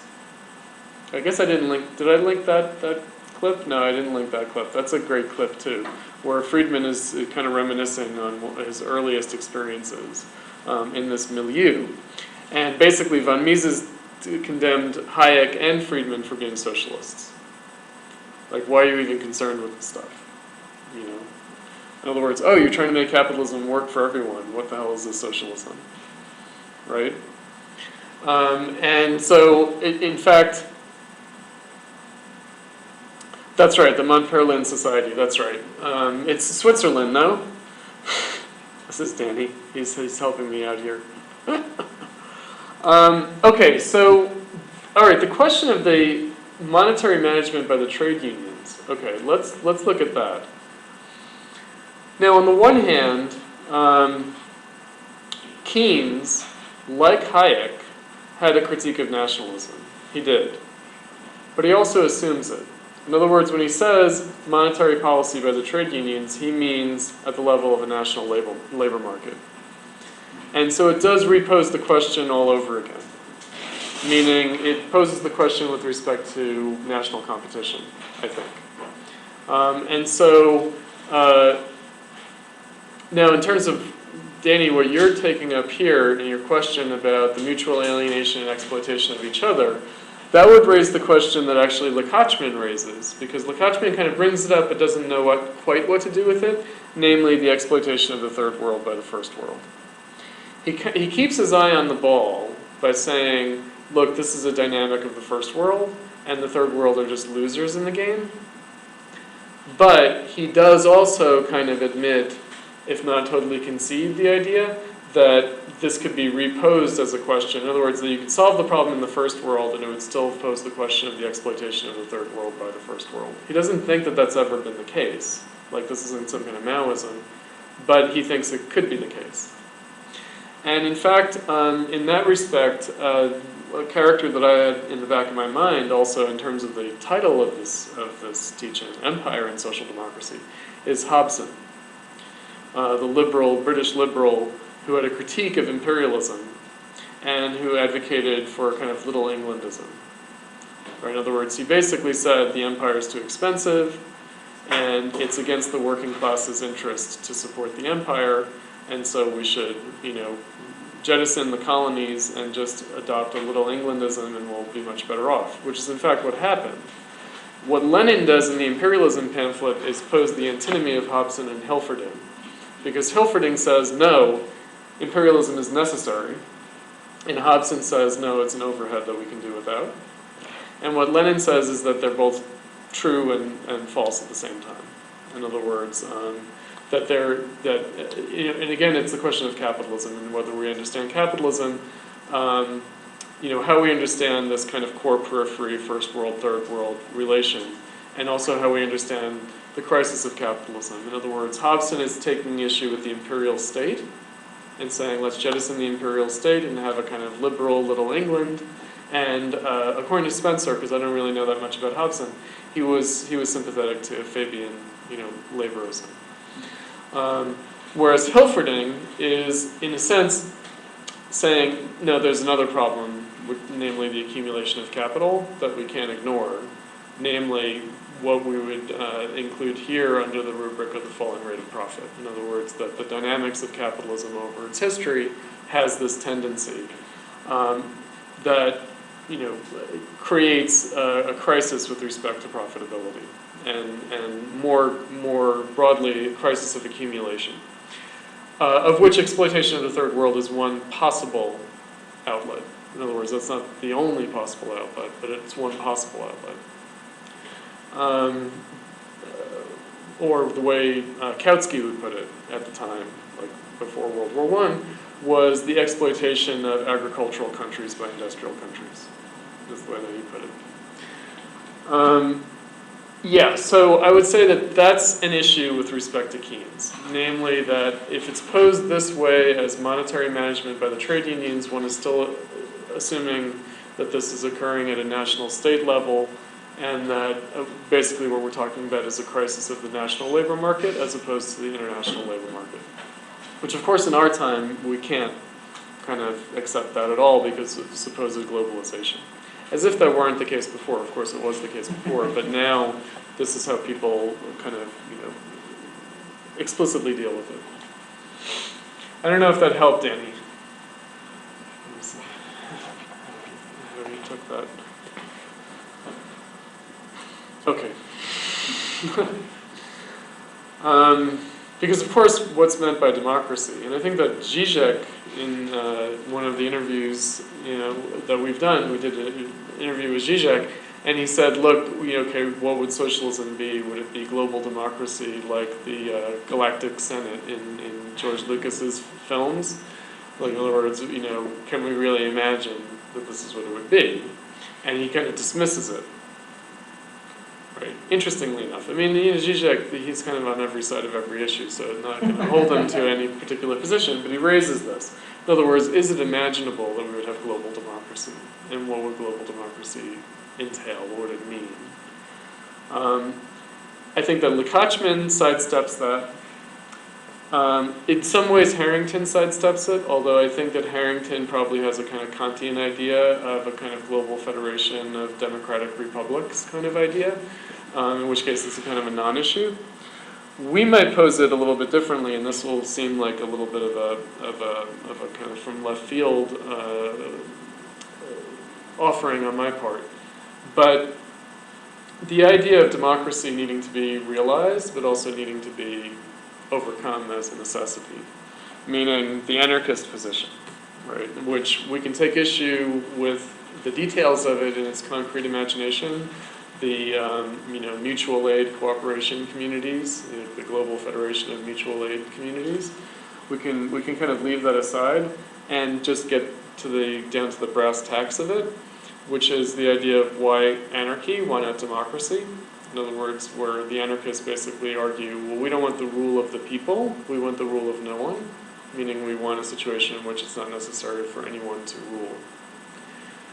And that, classically speaking, Marxists have always agreed with this. In other words, that Marx and Lenin have always, just to mention those two, always said, look, the goal of socialism is the same between Marxism and anarchism, meaning overcoming the need for democracy. In which case, when you're describing the global galactic senate or whatever, what you're talking about is the dictatorship of the proletariat. You're not talking about a future society forevermore. Nate?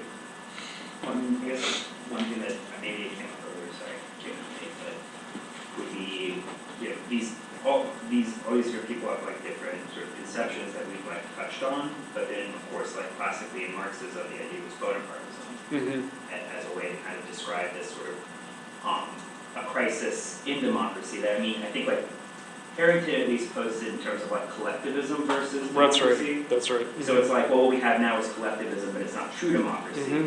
Whereas, I think it's like, no, like, there are meaningfully democratic institutions like that come along with this, like collectivism. The question is like, why do they seem to be practically hollowed out in a certain way, or why do they seem to have a different? Why does there seem to be a form-content problem, if you could put it that way? Why does there seem to be a democratic form, but not a democratic way of social being? And the way that was talked about, classically in Marxism was in terms of sort of Bonapartism, but that also, I think, was sort of clarified by the fact that there was an ongoing working class struggle for socialism. Or at least manifested. Yeah. So is that sort of, are all these people kind of just grappling with like what Bonapartism looks like without a working class struggle for socialism? Is that like the... Well, I think that Harrington, I don't know if he's quite conceding that. I don't know if Harrington's saying, let's assume that the workers are out of it. I think that he's actually assuming the opposite, which is that workers are still a dynamic, democratic agency.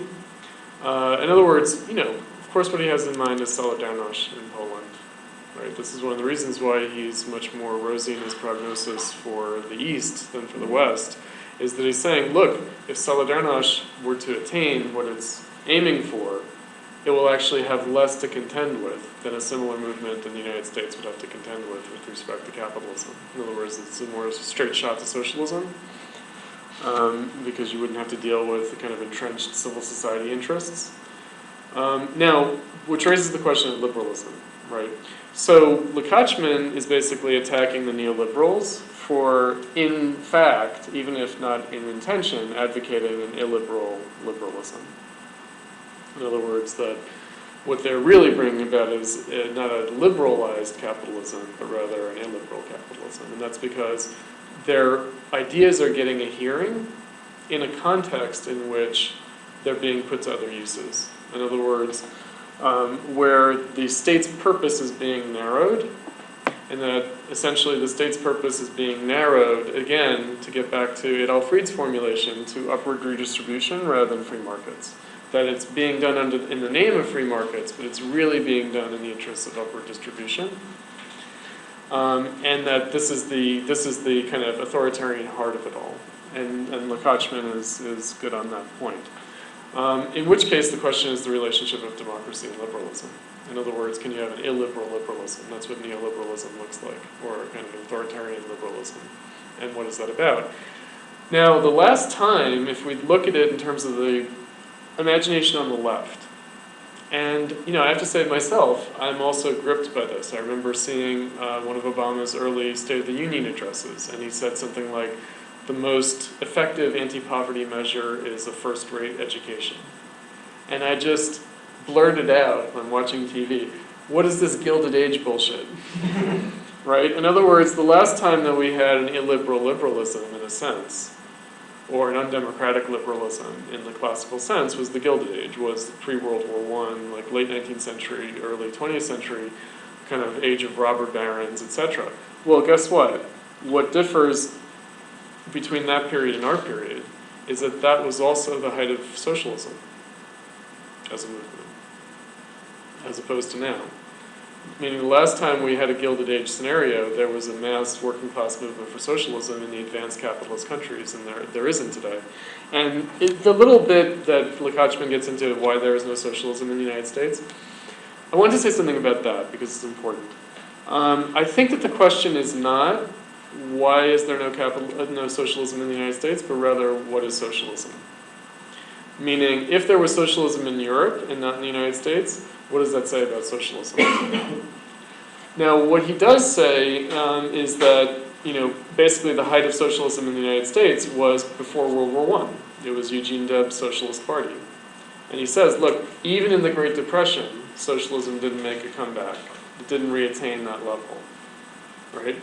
So, relatively speaking, there wasn't socialism in the United States relative to Europe, but there was, in fact, and presidents were assassinated by anarchists in this period, in the Gilded Age era. There was the specter, to use Marx's expression, the specter of communism in a way that there isn't now, right? And so, in this respect, that would be the difference. That linking it up, we would say that Bonapartism, classic Bonapartism, Louis Bonaparte, Napoleon III Bonapartism, is a situation of illiberal liberalism, meaning society is liberal in the sense of there's a freedom to rip off the public by the cronies of the state, but it's not particularly liberal because it's an authoritarian state.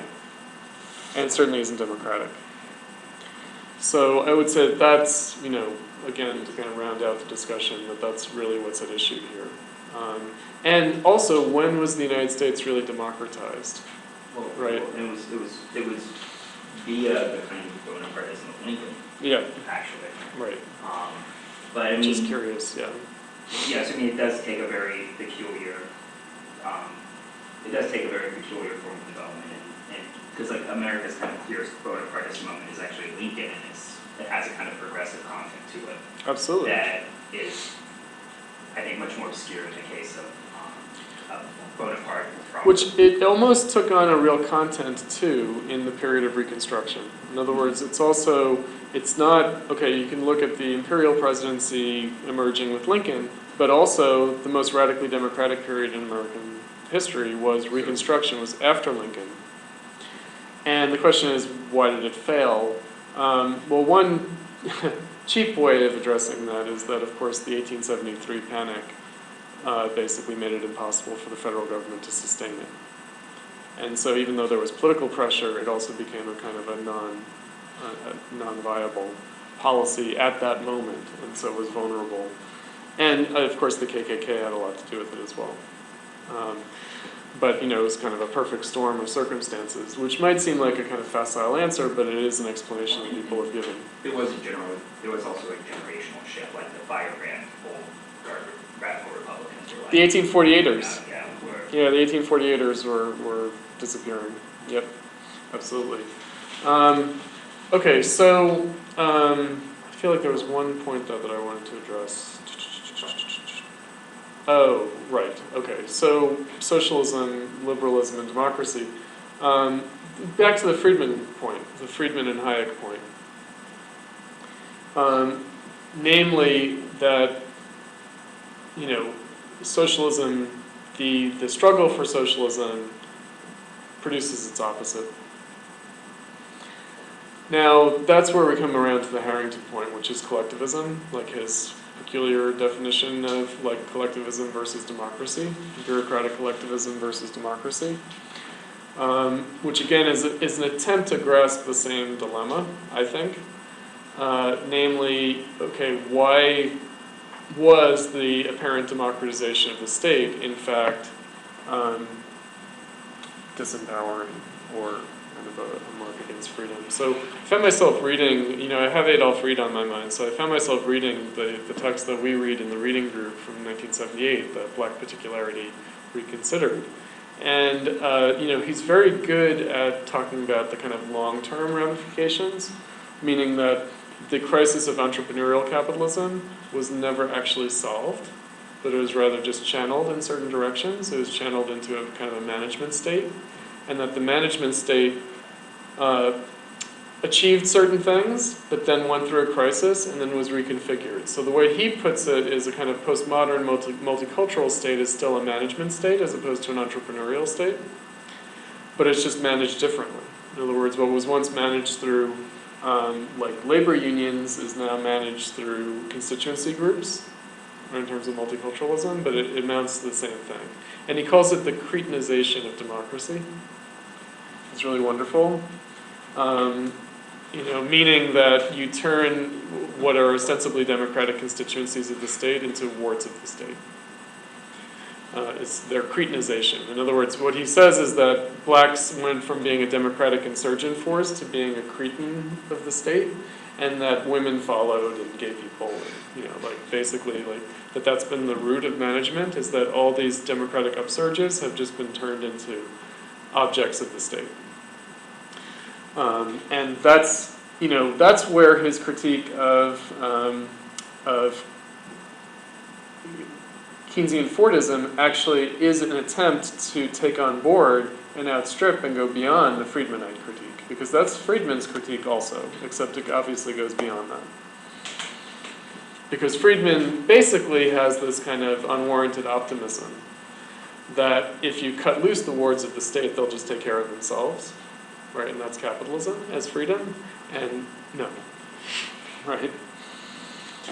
But it's also, I think it's also interesting that the political imagination, I think in the 80s and 90s, kind of after this and kind of confronting it, but in a sense actually really just kind of rationalizing it, it often was this kind of melancholy despair that these different groups of people were ever even that the state ever even tried to take care of people in the first place, that became the radical critique. Yeah. So the response to It's a canard. was a kind of anti-liberalism. So this is where you get these books about was it good that the slaves were ever free and all this stuff that's totally total insanity. beyond Yeah. That's the state of the art of the discussion today. Yeah. But then in other words, dealing with it, in other words, neoliberalism can be seen as a crisis of liberalism that's being kind of resolved but not fully politicized in certain respects, and that the kind of left's response to that largely was a kind of melancholy that I don't know, it was foolish for the state to ever try to be multicultural or anything like that in the first place. True multiculturalism would have been black people living on the same sharecropper grounds for the past 150 years, I mean the Black Belt. Yeah, just remained or something. Because then they would at least have sovereignty or something. Exactly. In their area. They'd have their own community. Well, actually, you get that from Henry Louis Gates. Yeah, they do get this perspective. Yeah. No, all those ideas. There's nothing really new under the sun. All those ideas, of course, people had at the time, but they kind of gained a different type of lease on life later when people kind of reappropriate them. Right. So again, just to bring it back around to the issue that Lekachman leaves off with, which is the idea that there is this crisis of capitalism and that it's not resolved, but rather takes, in a sense, more and more politically intractable forms, increasingly politically intractable forms. And again, why someone who was a Keynesian economist would be motivated to return to Marx on a rather, what can appear to be a kind of obscure or purely economistic point, the falling rate of profit. And again, to get back to it, the way he defines capitalism as private property and capital goods, well, no, it's a social relation. And the question is that social relation of the workers to the means of production, does it have a self-contradiction, or is it simply the contradiction of two interested parties who have conflicting desires or motives or interests? And, in a sense, the argument would begin where he ends his argument. Right, so it kind of comes all the way around to it, and then the question would be, okay, well, how is that even posed today? Like, is it manifesting as this kind of a problem today? And that's what I mean to say that sometimes, you'll hear us in Platypus saying, do we still live under capitalism? It's because capitalism was defined by Marx as self-contradiction, and the question is, how is that contradiction manifesting itself? Both. One of the strange things that I was assigned to read this last quarter was that awful book, Conscious Capitalism. I don't know it, yeah. It's by the CEO of Whole Foods. Oh my goodness. Oh God, okay. Yeah. I mean, it was ridiculous. Didn't I know someone who worked at Whole Foods for a little while? Oh, yeah. That's somebody. My sister did. Oh, yes, your sister, that's right. I thought so. Okay. Man, Yeah. but that, I mean, it was it's not even, like, you can't even respect, like, there's so many holes in What it. class made you read this one? Sociology of organization. Oh, Yeah, but it was, but it was kind of like a really weird, it did kind of express like some kind of weird tendencies, I guess, which is, I think that people are starting to just like see like companies or corporations as the new sphere of like political involvement and political engagement, and not in an activist sense or anything, but it's just like where people are expect to even have to play a role in like the determination of like. it's their where lives union and organizing would stuff. have to take place at some level. What was It's that? where union organizing would have to take place at some level. Right, and Labor then union. and like the thing is In other words, you'd confront corporate culture. That's what you'd confront. right, but like the idea is that the corporate culture, like worker culture, should not be at all diametrically opposed. The whole idea is that like these workers they're aiming for something more than just profit, and therefore they're more fulfilled, and therefore they do Oh yeah, they're more partners in the company, definitely. blah blah blah, Mhm. like all They're this- associates. Right, no, team members. Well, team members, right? I was gonna say like Whole Foods has its own whole thing, Yeah. But more generally speaking, you're an associate. Right, in a lot of Yeah. yeah.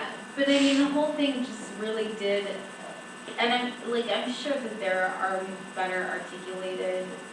I mean, let me just say, with respect to that, I think that probably there will always be that level of attempts at worker organizing. But it's Right. not, like, it's totally still top down or, like. Oh, it's certainly Whole so Foods, right? But what I'm saying is, anti-capital. what would it mean to try to organize the workers of Whole Foods against the company? Like, that would be awesome. But the question is, can that happen without a vision of socialism motivating it? In other words, can it be just the spontaneous experience of exploitation by a company, right? Or to, I don't know, bring a kind of tangential example. Certainly, I so look at this, because they actually, one of their events last year, they had a couple AXO members were just giving a speech about organizing the workplace, and one of them was actually just giving an account of organizing the Whole Foods. And how it was just like talking to people about, not taking breaks, or not being able to get time off for, taking care of the children or whatever. Yeah, the WOCC is doing that, which is financed by the SK Group. And so, The activist union. yeah, so it's a question, they're doing the same thing with McDonald's. The Uh-huh. question is whether or not can they successfully motivate? You mean the recent protest out in the suburbs of McDonald's headquarters? Yeah. Yeah, I mean, they're attempting to form a union, Uh-huh. but will it be successful? There's certainly the workers aren't being motivated with this idea that there's some plan to Change society. yeah, pursue socialism, but rather they really seem to be focusing on this issue of the minimum wage, raising the minimum wage. Raising the minimum wage.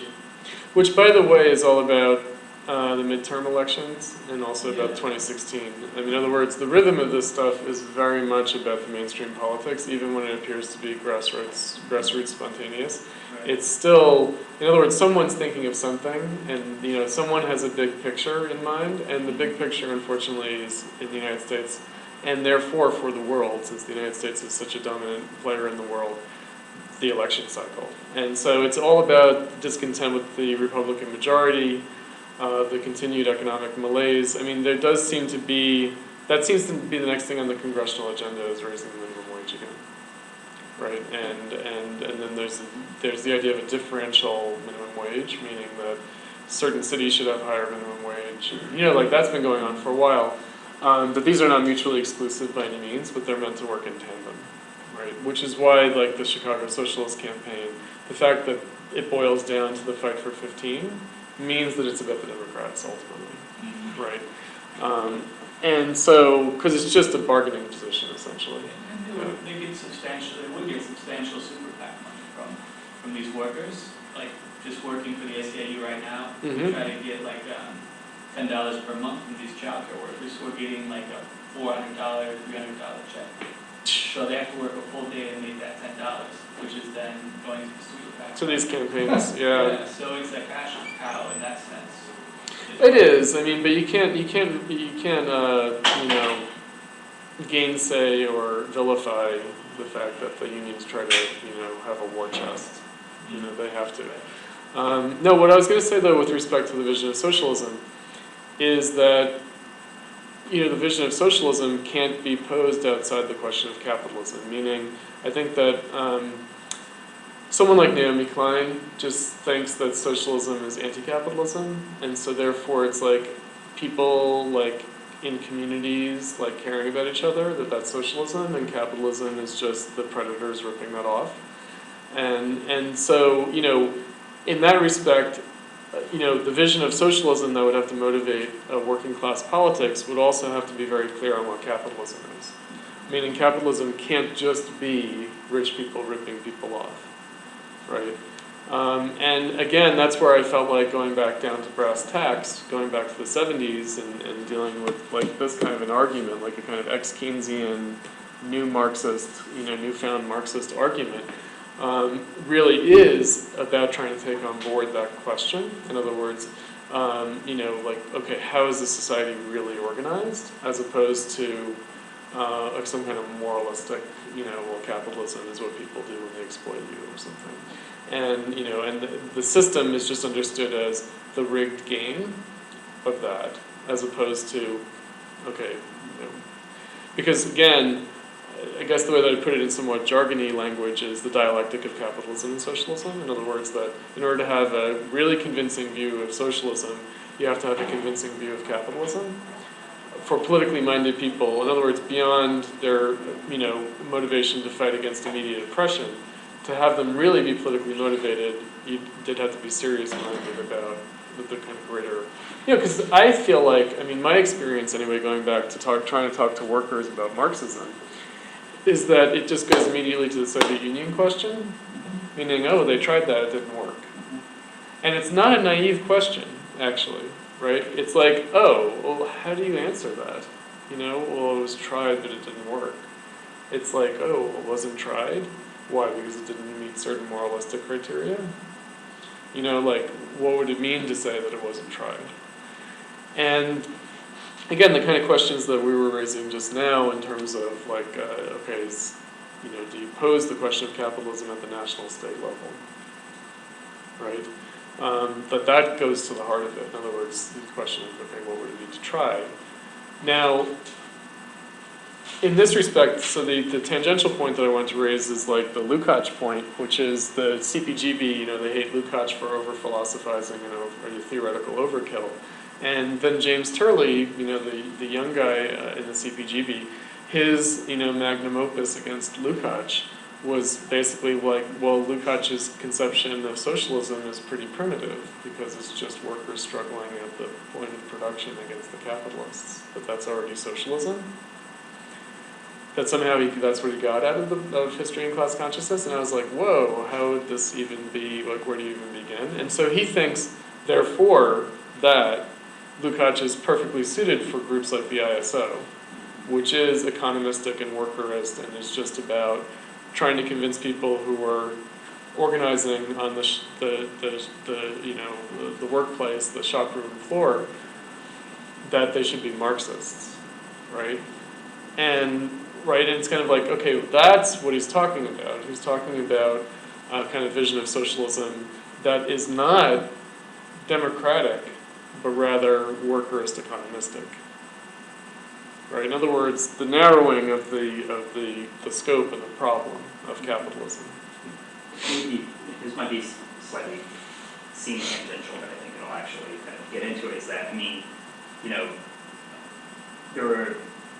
classically there were all the debates about like the nature of the workers' demands at a certain point being the kind of basis for the kind of where the struggle is. This is, by the way, when we do anarchism this summer. This is where the Bakunin argument against Marxism is going to be located. Right, but I mean, and that's also in a weird way, like I think like Bernstein. There's some elements of his argument are actually anarchist. They are anarchistic. Going back to Proudhon, which is that the advancement of the workers' demands can be measured by like how much they're like kind of dealing with immediate economic questions, like increasing the wage, because it is this kind of like idea of like increasing the lot of workers, and like that would be that like just by doing that you'll raise their sort of social kind of their level of like social existence such that they'll kind of organically be incorporated into society as like a citizenry in a way that like now they're second-class citizens. Whereas I mean the sort of response to that, or the kind of the argument from like Marxists, or at least some Marxists, was that well actually like kind of the deepest question isn't an economic one but actually a political one. Like in other words, like you're obviously you want workers to raise their for a wide variety of reasons to raise their sort of general lot in society. But at the end of the day, like the point is to actually politicize directly through the working class movement the production of wealth in society.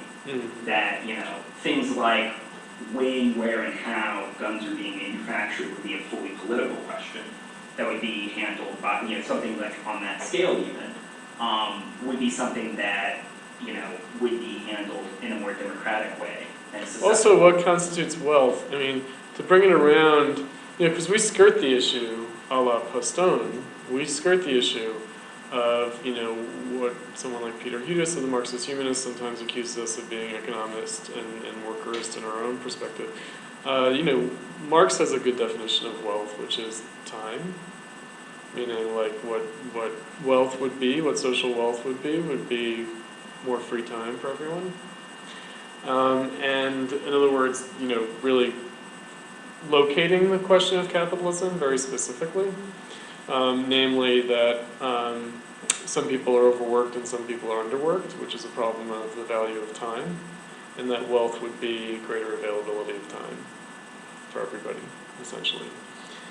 Which is very much in keeping with like a 60s new leftism, but disappears in the 70s. Because again, what happens with the 70s is that the question of unemployment comes back. So under the full employment regime, then it's like, hell yeah, we just don't want to work anymore. We want to smoke pot at the factory and not get our limbs like ripped off as a result of it. And then in the 70s, it's like, wait a second, we're losing our jobs. No. Let's look at Adoni's question.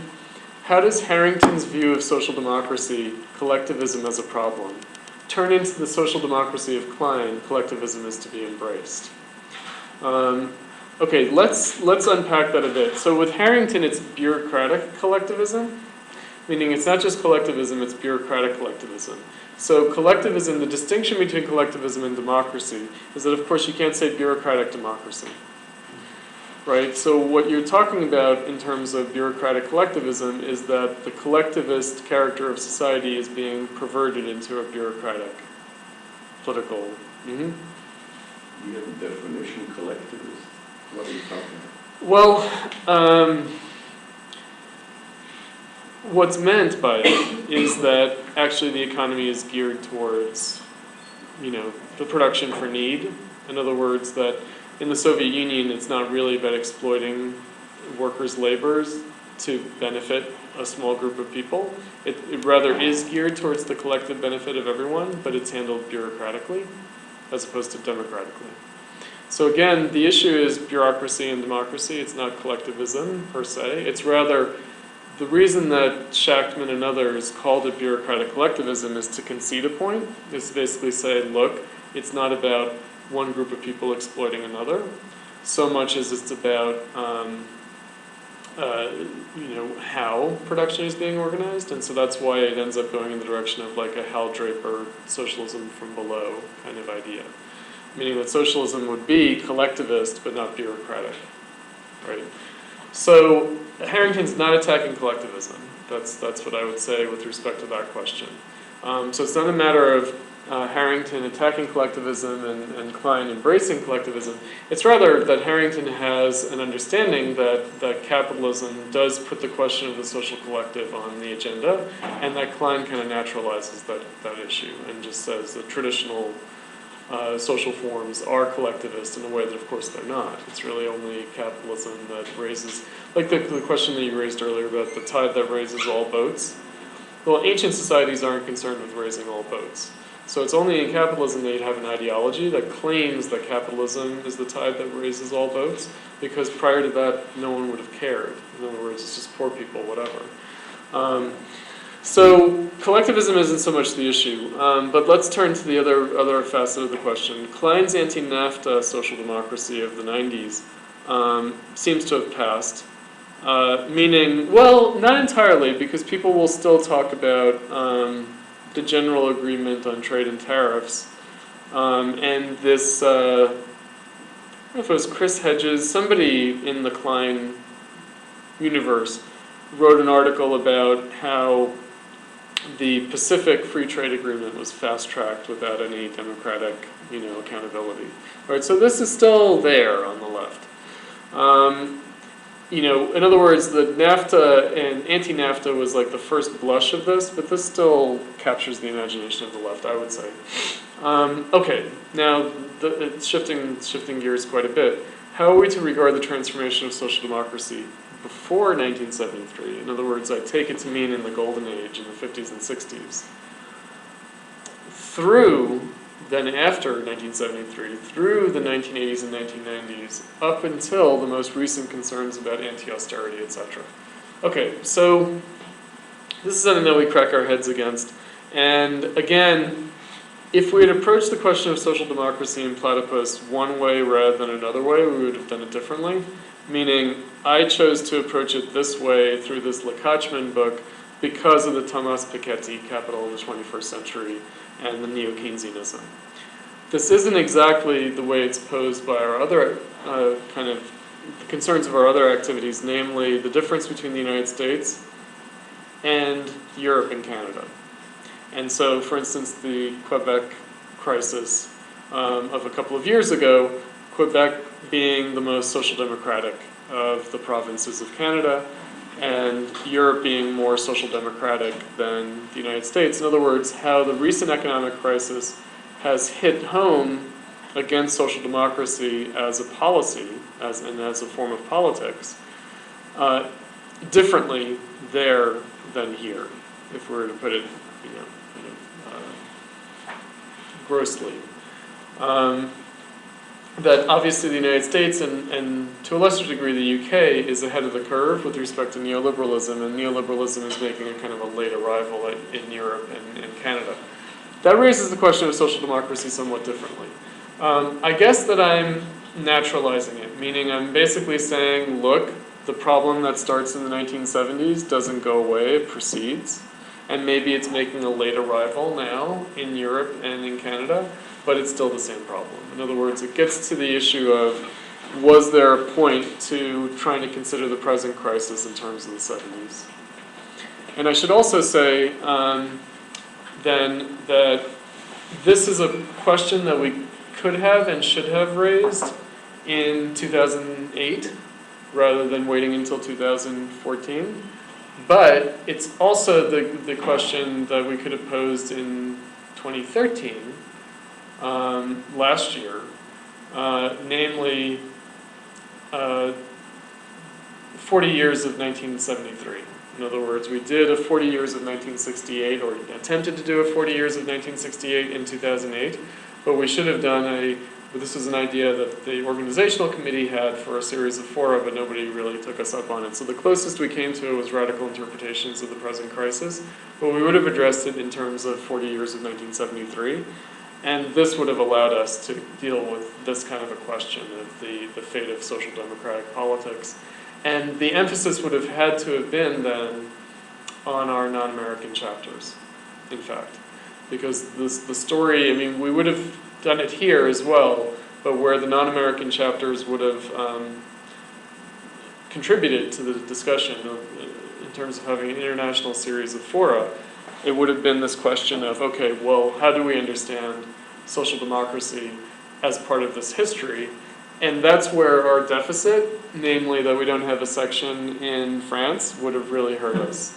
Because the Mitterrand experience is really important with respect to this. In other words, the fact that Mitterrand is a neoliberal turn. In other words, it's the victory of socialism after Gaullism, but it also coincides with the neoliberal turn, and it does take a certain form in France.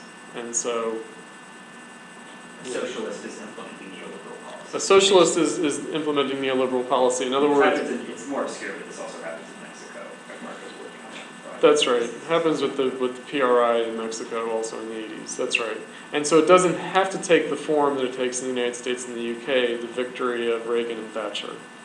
It can also take the form of, and a very much a new left socialism also with Mitterrand.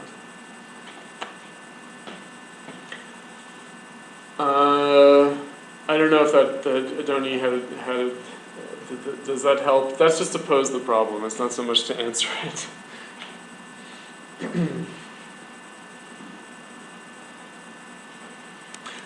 All right, so we've gone 2.5 hours nonstop.